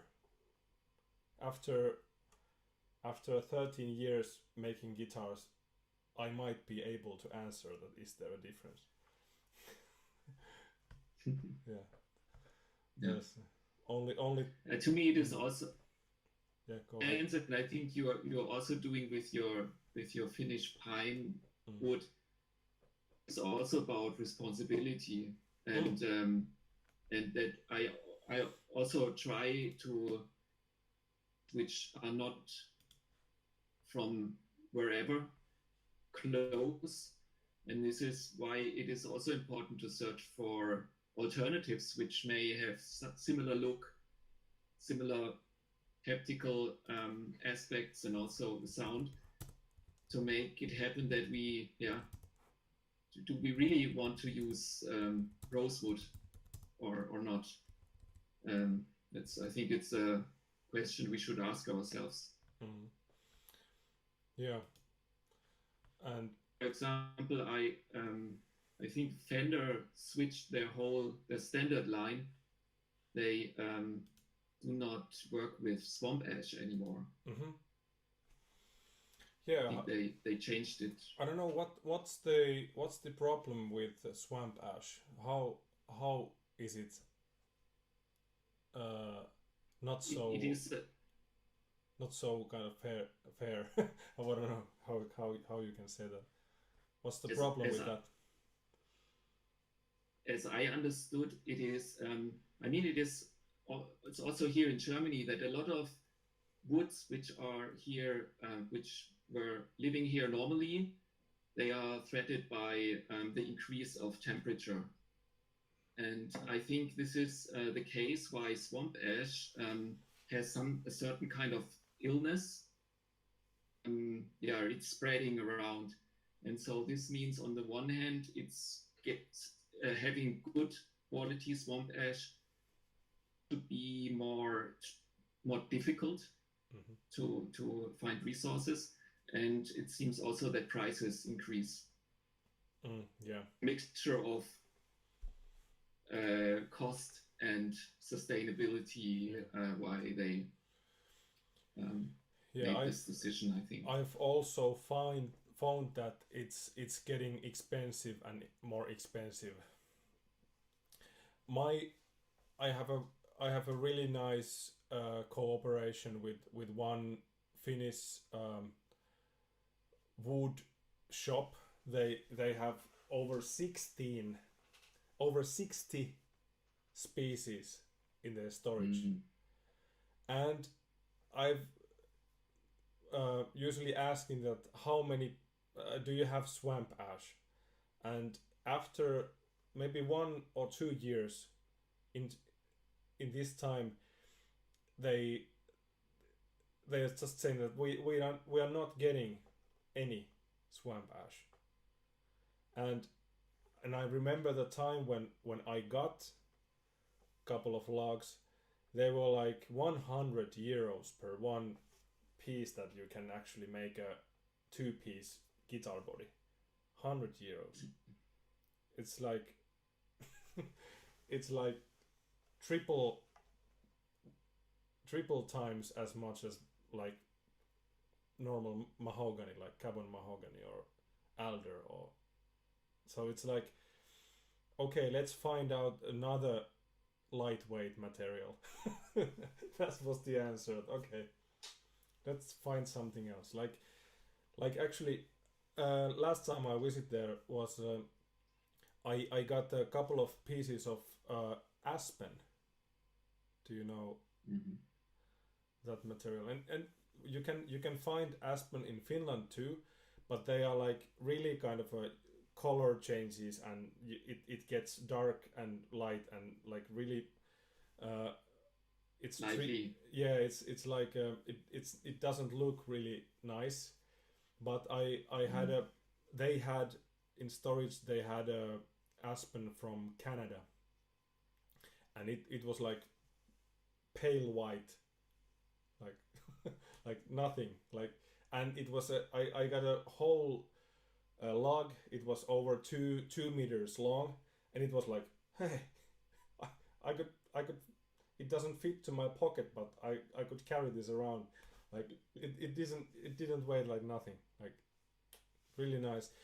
But I haven't got the chance to try out that further, like how is it like working with that, or, but yeah, I know that there's a couple of guys who make those kind of lightweight necks, making a kind of a aspen maple and then they glue it together. And Sandwich. like Okay. acoustical instruments, they have those aspen stripes in the maple necks just to create it like more lightweight. Lightweight neck is a good thing. As talking to you as guitar builders, do you rely on the strength of the truss rod at all, or is the hardness and the density of the wood for the neck? Would you say is it a 50-50 percentage in terms of strength and stability of the neck, or do you rely fully on the truss rod? For me, and your wood choice, I mean. Yeah, for me, truss rod is just an adjuster. It doesn't. The reason that you have a truss rod is not to stabilize the neck. It's just a adjustment. So it's like the main thing is to choose a stable wood. Sometimes it means a hard wood. So I wouldn't make a pine neck. Maybe it actually, okay, I have to admit that I have one neck coming up, which is Douglas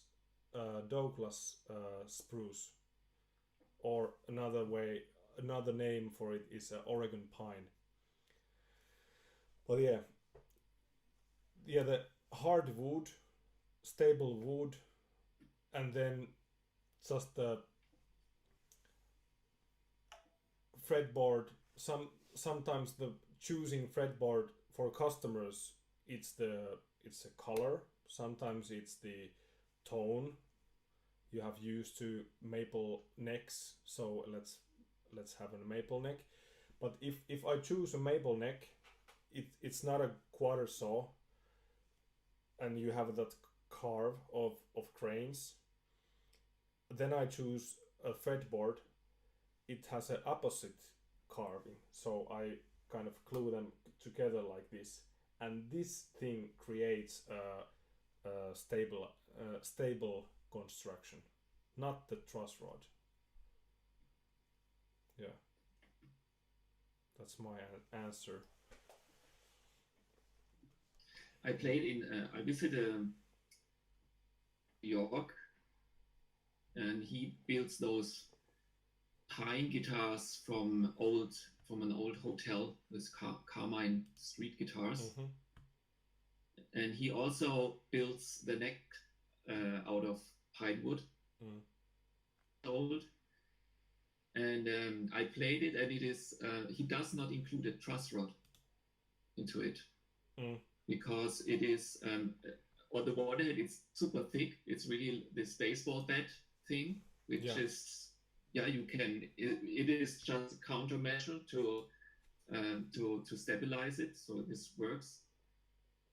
Mentioned that the pine is growing very consistent, so it helps also stable.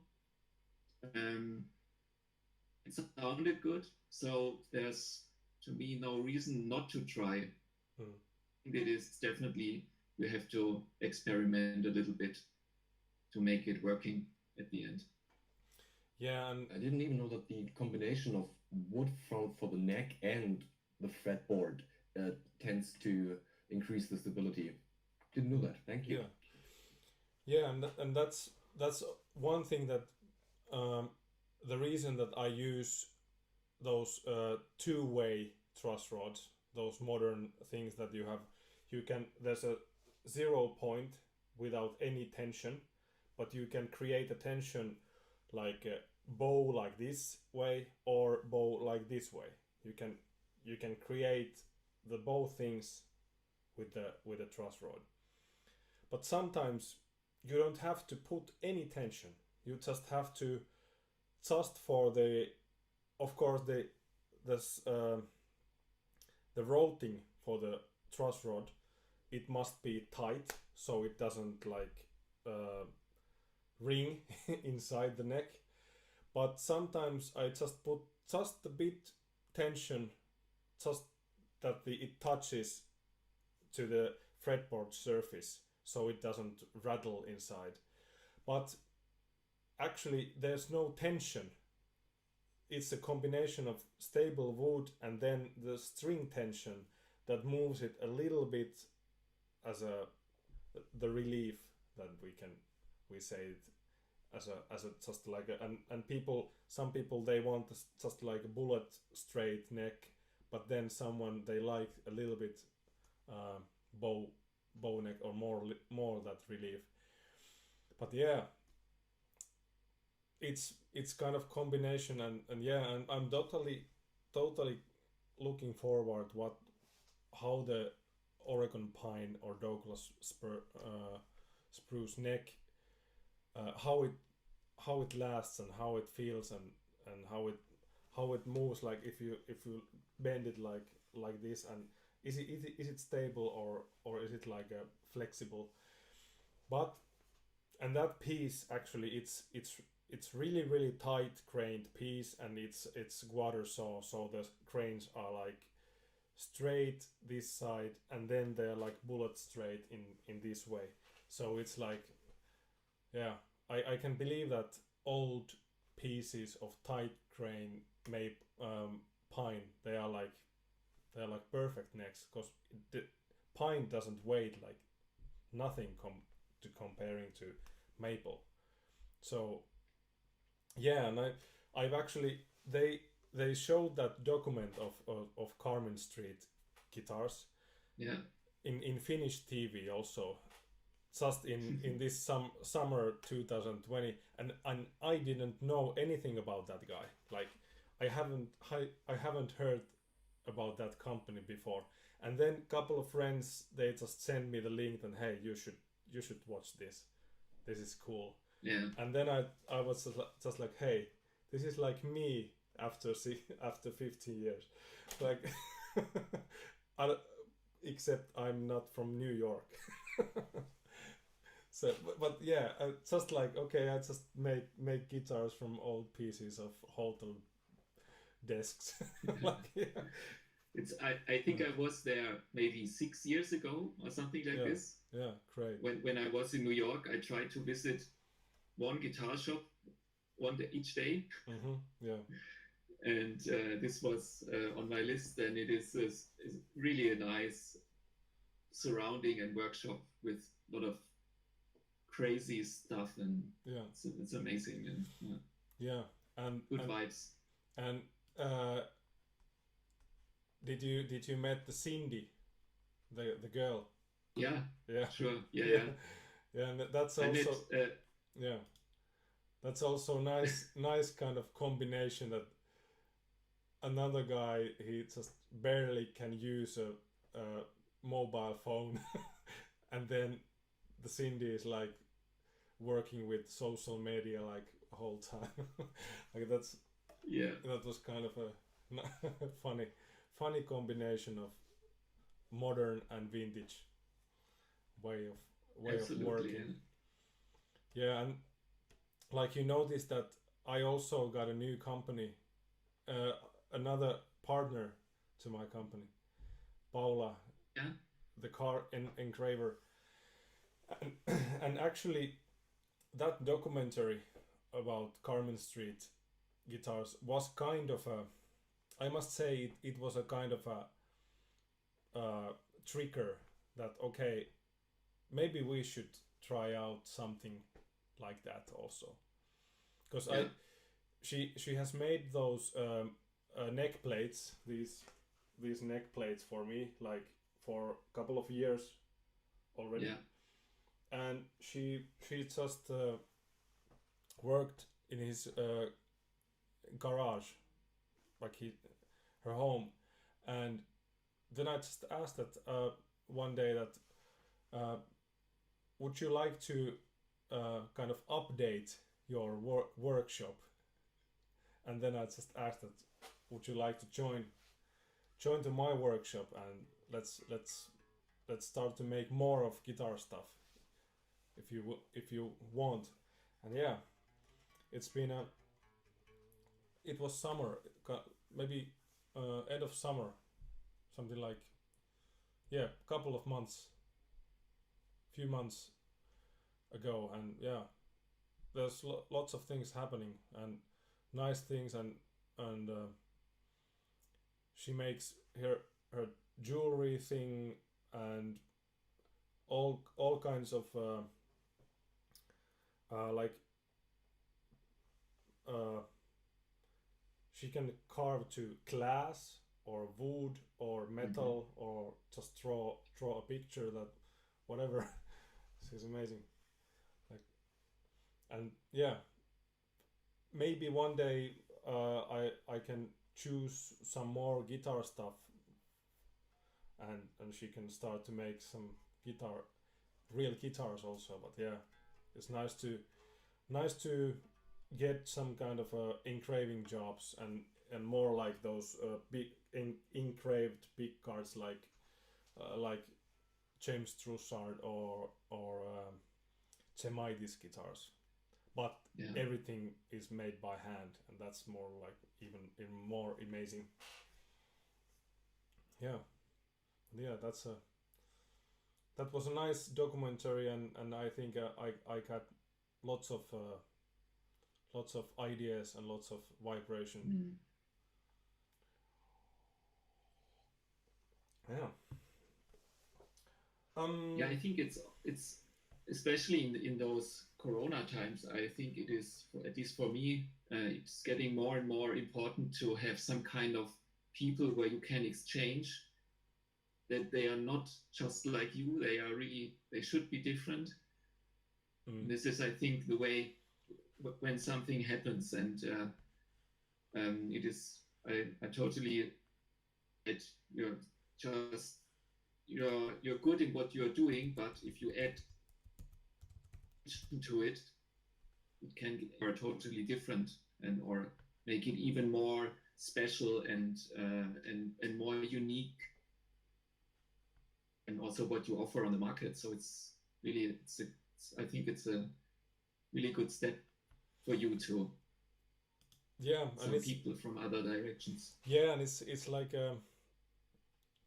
we actually talked about this one day, that there's no reason to copy things like James Trussard.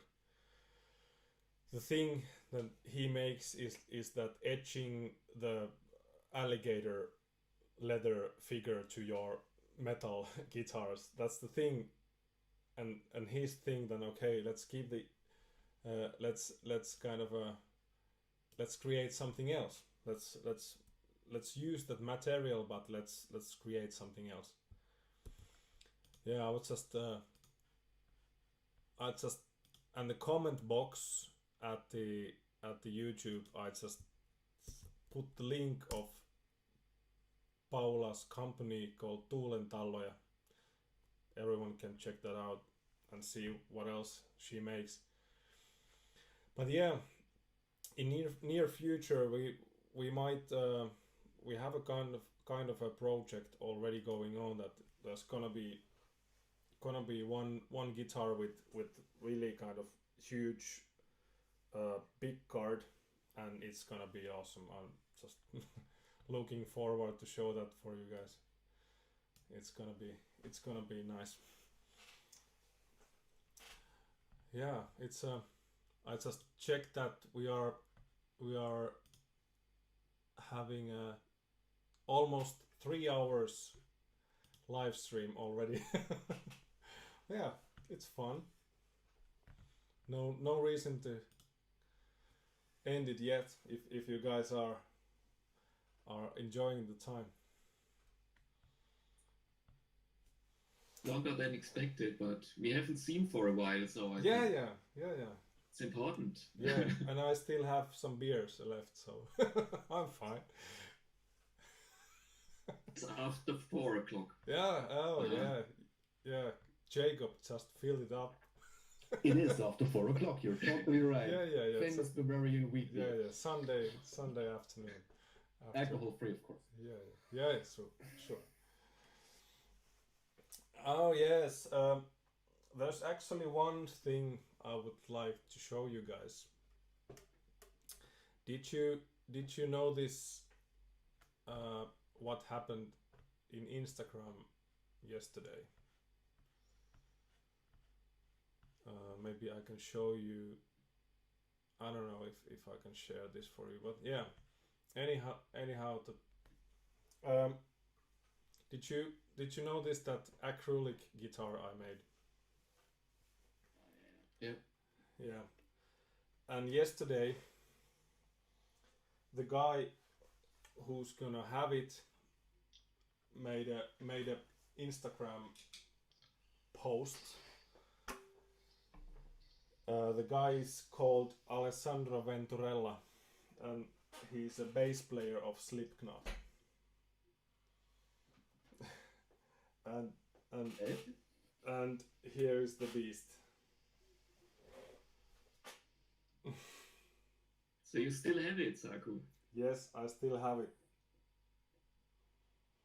This is gorgeous. And I just that's really. I just measured it.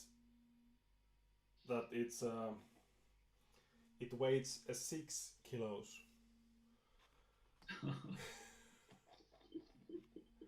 So actually it was less than I expect. Because before I got it to the scaler, I thought this is more like 8 or something like that. But 6, that's actually quite okay. And the pickups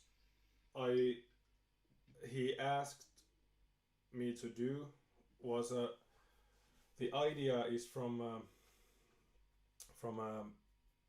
Dimebuckers, so Dimebag Darrell signature, like really strong steel plate humbuckers with a ceramic magnet. So it's like the bridge pickup is like over 15k ohms, and the neck pickup actually in the Dimebucker set from Seymour Duncan, the neck pickup is more like PAF, normal humbucker, and the bridge pickup is ceramic plate humbucker. But the both pickups are those plate beasts with the metal cover that was also this neck from Baguley. You know this brand from Germany. The Dirk Baguley who makes these necks, he actually kind of introduced this project to me, and I was just okay, I will totally want to try out the acrylic body. And this is tricky material. This is like master exam, because there's no any chance of mistake. If you drill the hole on the wrong place, there's no any way to fix it. So it's like you have a one chance. Sorry, Shasa, what did you say?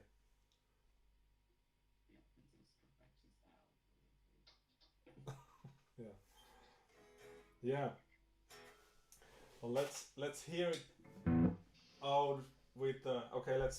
Let's hear it without any effects. This is just the same setting that I used with the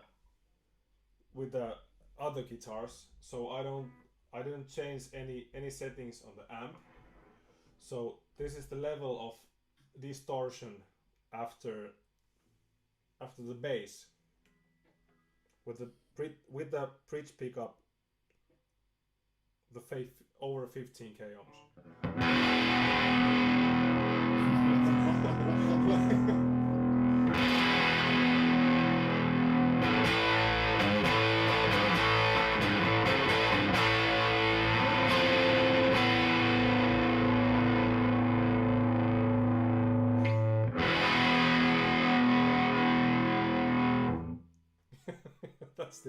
That's the level of distortion.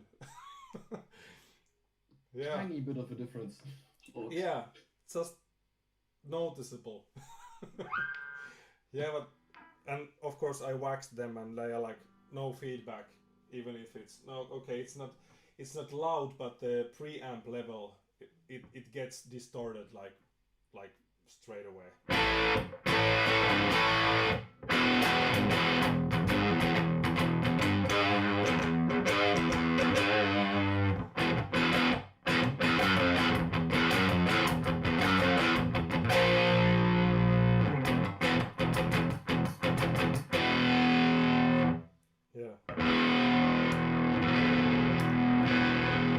The neck pickup, it's like 9 point something, so it's steel plate ceramic humbucker, but I just wanted to create a little bit lower output, and it's like 9 point something.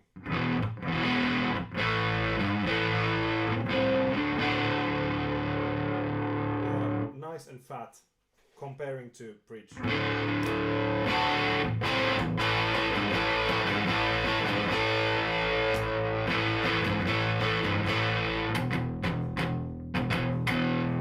You create that really fat bass. But just mentioning that, like Toby said, that is there a difference between a magnet, changing the magnet, and here there's really strong magnets, like I said, ceramic magnets. I don't know if I have any metal piece of metal here, but I noticed when I made the setup and I had this guitar on my table, I just noticed that I have a steel liner, a ruler, and it just got like ching. Okay. So there is some power, and yeah, and like now there's a 1052 set, and I was just thinking that maybe I should put a little bit stronger strings, so it wouldn't be so flexible and making any harm of that magnet being so powerful. Yeah. Are you saying something, Krista? So it means you do not need a strap, so it holds on your belt. Yeah, like on its own. Or if you have a metal joint in your hip or something like that. Yeah. Yeah, it's heavy metal indeed. Yeah, heavy metal. Heavy plastic. That's a new gender. You can't use. Yeah. And how thick is the body? It's 3 centimeters, so it's really thin. Look at it, like really like. And there was still enough room. You can see the cavity. There was still enough room that that was the place that it kind of concerned me, that if I'm able to fit a 3-way switch, so there is maybe 3 millimeters of solid in this area, so it's like yeah, really. Let's hear how the Starbender effect reacts. So this is like orange is in noon, so I don't switch it to so much distortion, even if it's really already is. But then Starbender with full fuzz, but output is something like in the noon.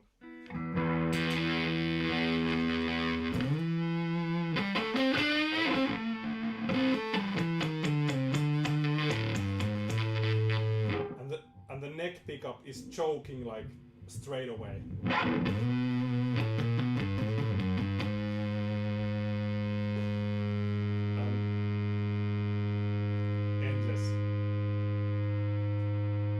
Endless. But then the bridge pickup, okay, also choking.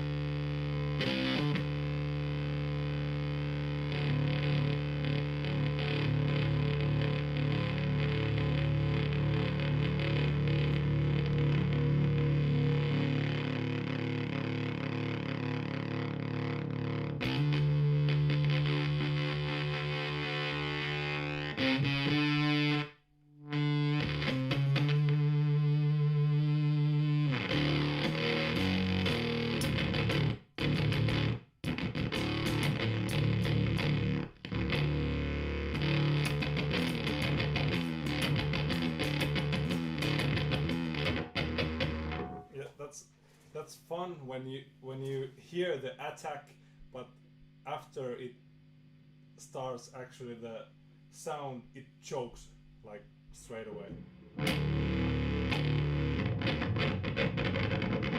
You can hear the texture, but after that it's like BAM!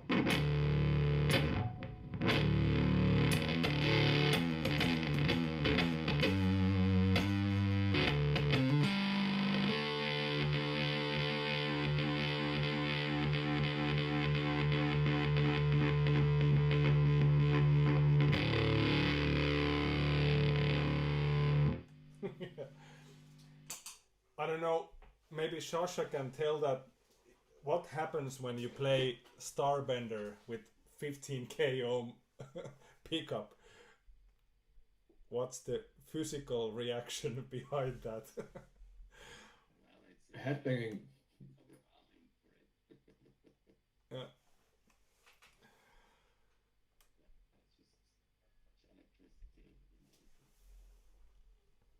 Yeah.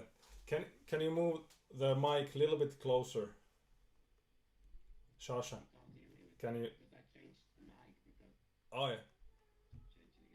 Oh yeah, no, doesn't matter. Yeah, but yeah, it's totally different world to have those low output pickups, and comparing to this is like this material in the first place, but then the pickups and whole thing is so out from my box in a way, but then it's an so cool project to make. You should maybe call the bridge pickup the overload, because it overloads your fuzz even if the fuzz is not connected to any power. Yeah. Even if it's not engaged, you overload your fuzz, Yeah. and you get a sound. Yeah, it's in the same. You just need a true bypass click, and it's gonna make that burn, and then it's gonna sound fuzzy. Yeah.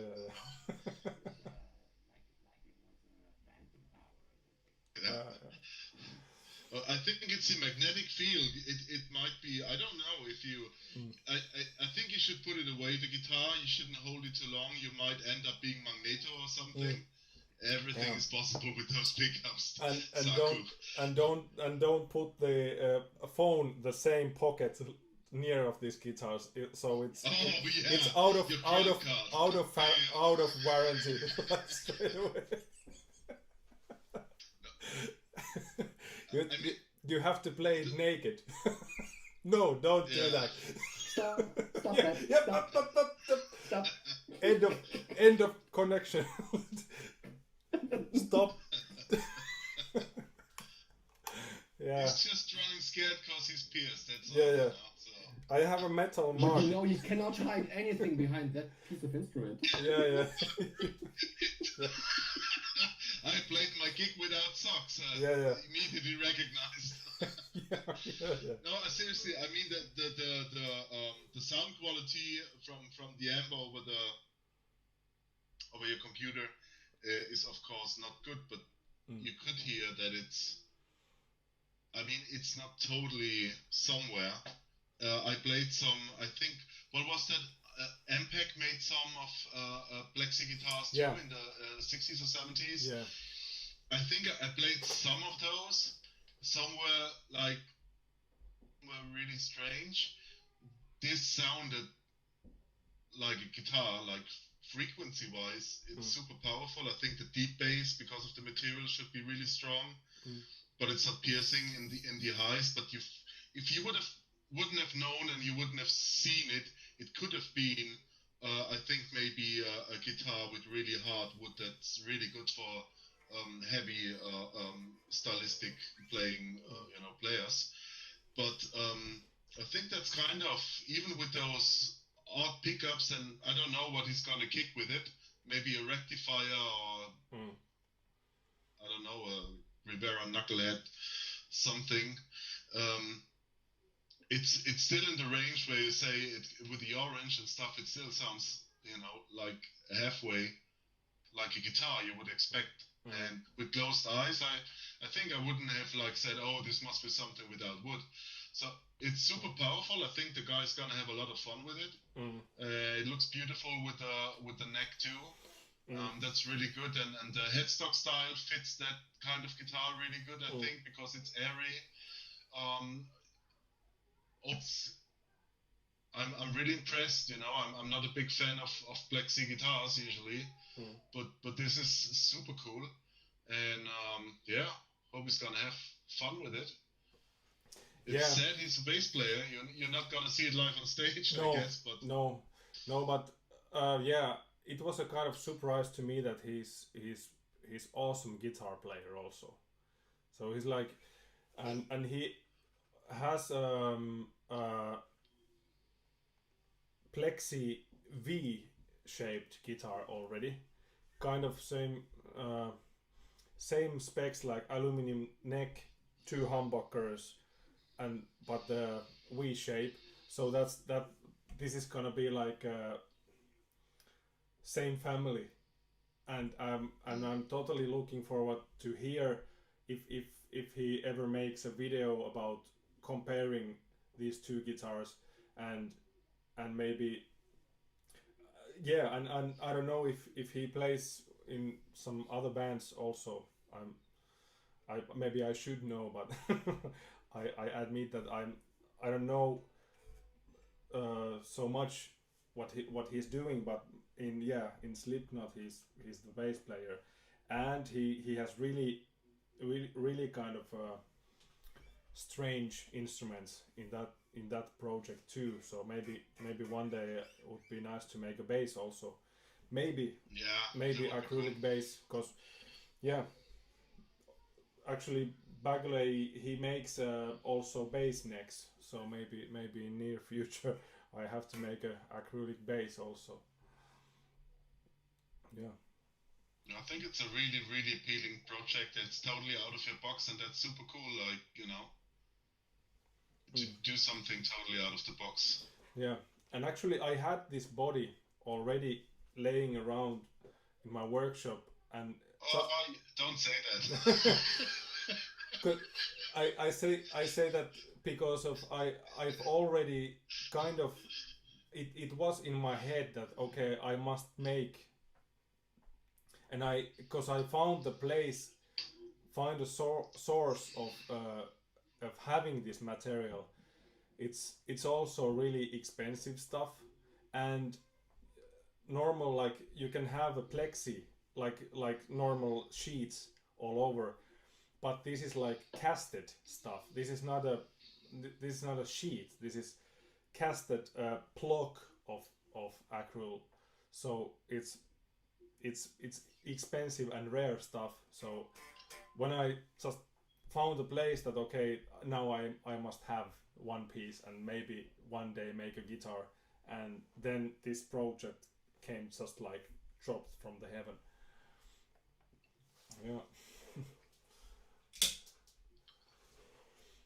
But hopefully we see more stuff in the right hands soon. Let's see how it goes. I don't want to be the guy to have to polish the instrument after a live gig. That's real pain.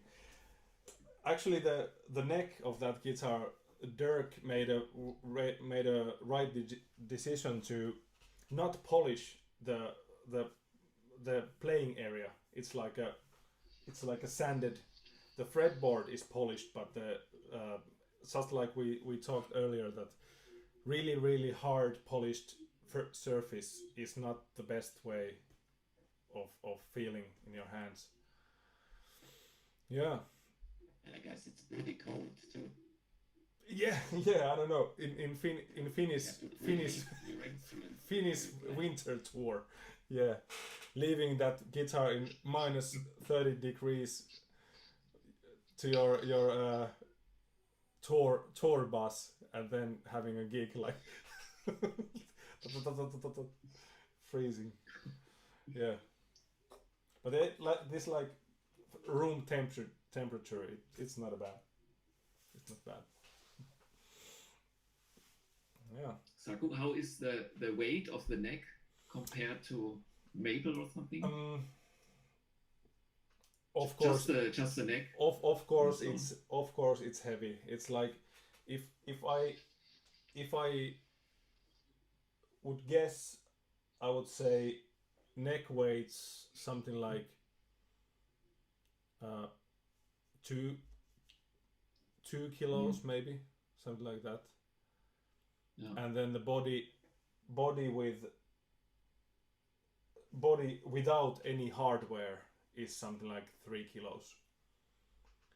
So there's and those pickups are really because there's those magnets and steel plates and full of coil. They itself, the pickups are really heavy. So and but it was a kind of surprise that it wasn't more than 6. That actually it was a nice surprise. Because I've seen some basses like with really nice lots of nice wood species and they if you have a zebrano or some other tropical woods, they look nice, but then the bass can weigh like 6 or 7 kilos, and that's just too much.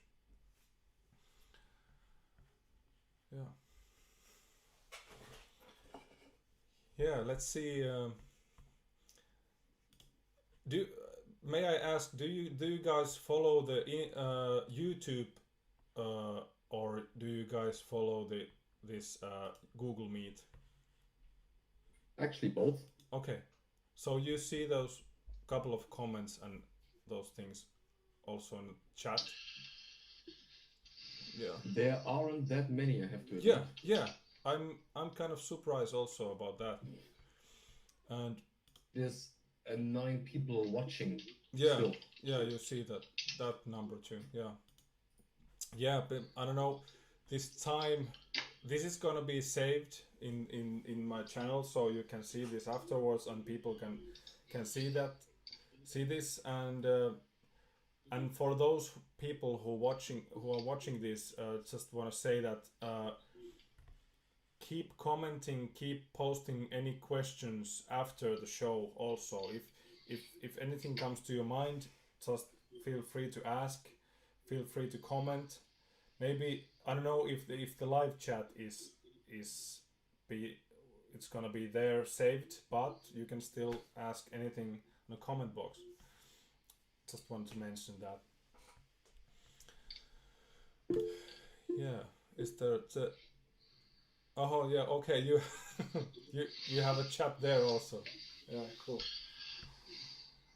Yeah, it's been fun. It's been better than nothing, I think. And yeah, who knows when it's possible to have a live exhibition again. They just cancelled the Helsinki Tone Fest. What is that? Helsinki Tone Fest. That's the only guitar show in Finland. I mean, when was it supposed to be? It's supposed to be in February, I think. But they just 1 week ago they announced that they will cancel it. So no guitar expos in Finland either.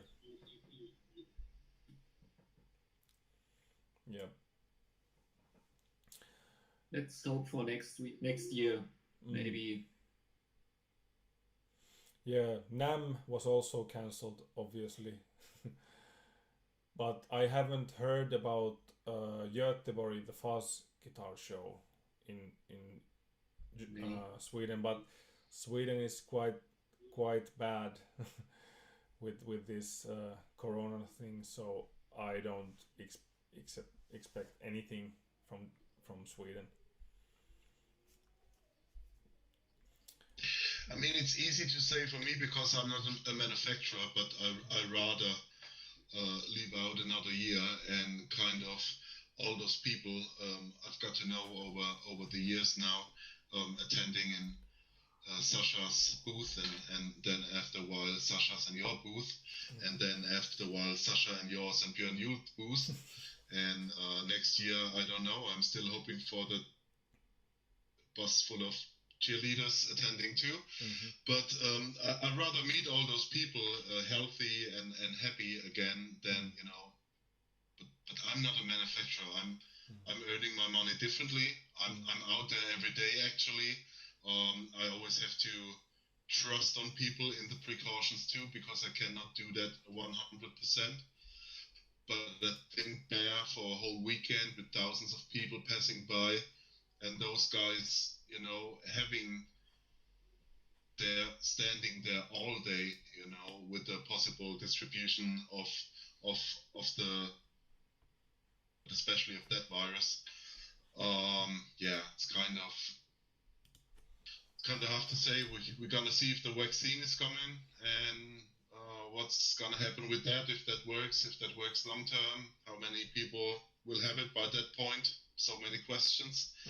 My personal expectations on things like that for 2021 are not too high, but I hope that all those businesses in the music industry too, and there's a lot of likable guys, you know, there's a lot of guys. I can say that I'm not a manufacturer. There's quite some guys which are not too likable, I think, but there's a lot of guys which are really, really, really nice people and good-spirited people and such, and I hope they all can continue doing their wonderful products, and we all meet again on the fairs, and yeah, let it be 2022 than 2021 and some people seriously getting sick.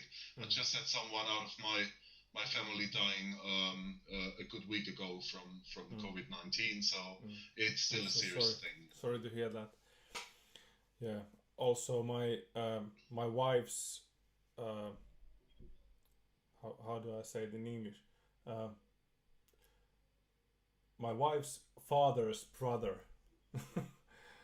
Her uncle. Yeah, her uncle. Yeah, he also died in summer, and but he was an old gentleman, but it was the first wave in spring, and he couldn't manage after the infection.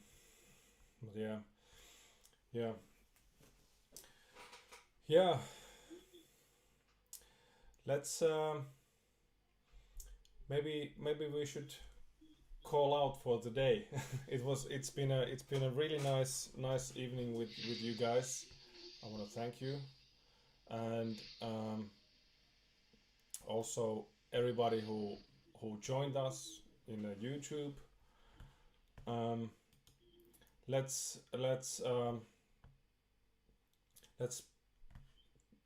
keep creating new stuff, and I want to learn some more about this streaming thing, because this is I think we should do this more often. like having a kind of a guitar chat going on. I don't know if you guys are interested to make more of these, but I think it would be nice. And I would be part of it. I don't know. Do you have a Kreuter Starbender in your pedals, your own? Yes. Christoph. Oh, I have a bike and a booster. Need a Starbender, because everybody else here has the Starbender, and I want to see if everybody turns up the Starbender and gets into feedback over the chat, microphones activated, if we can manage to shut down the internet, you know. So okay, that would be a nice try. Yeah, that would be a nice kind of ending project for the next time. Hey, no, we should do it now. Let's do it. You need one. There's no alternative. Let's try it out. Wait, let's see. Yeah.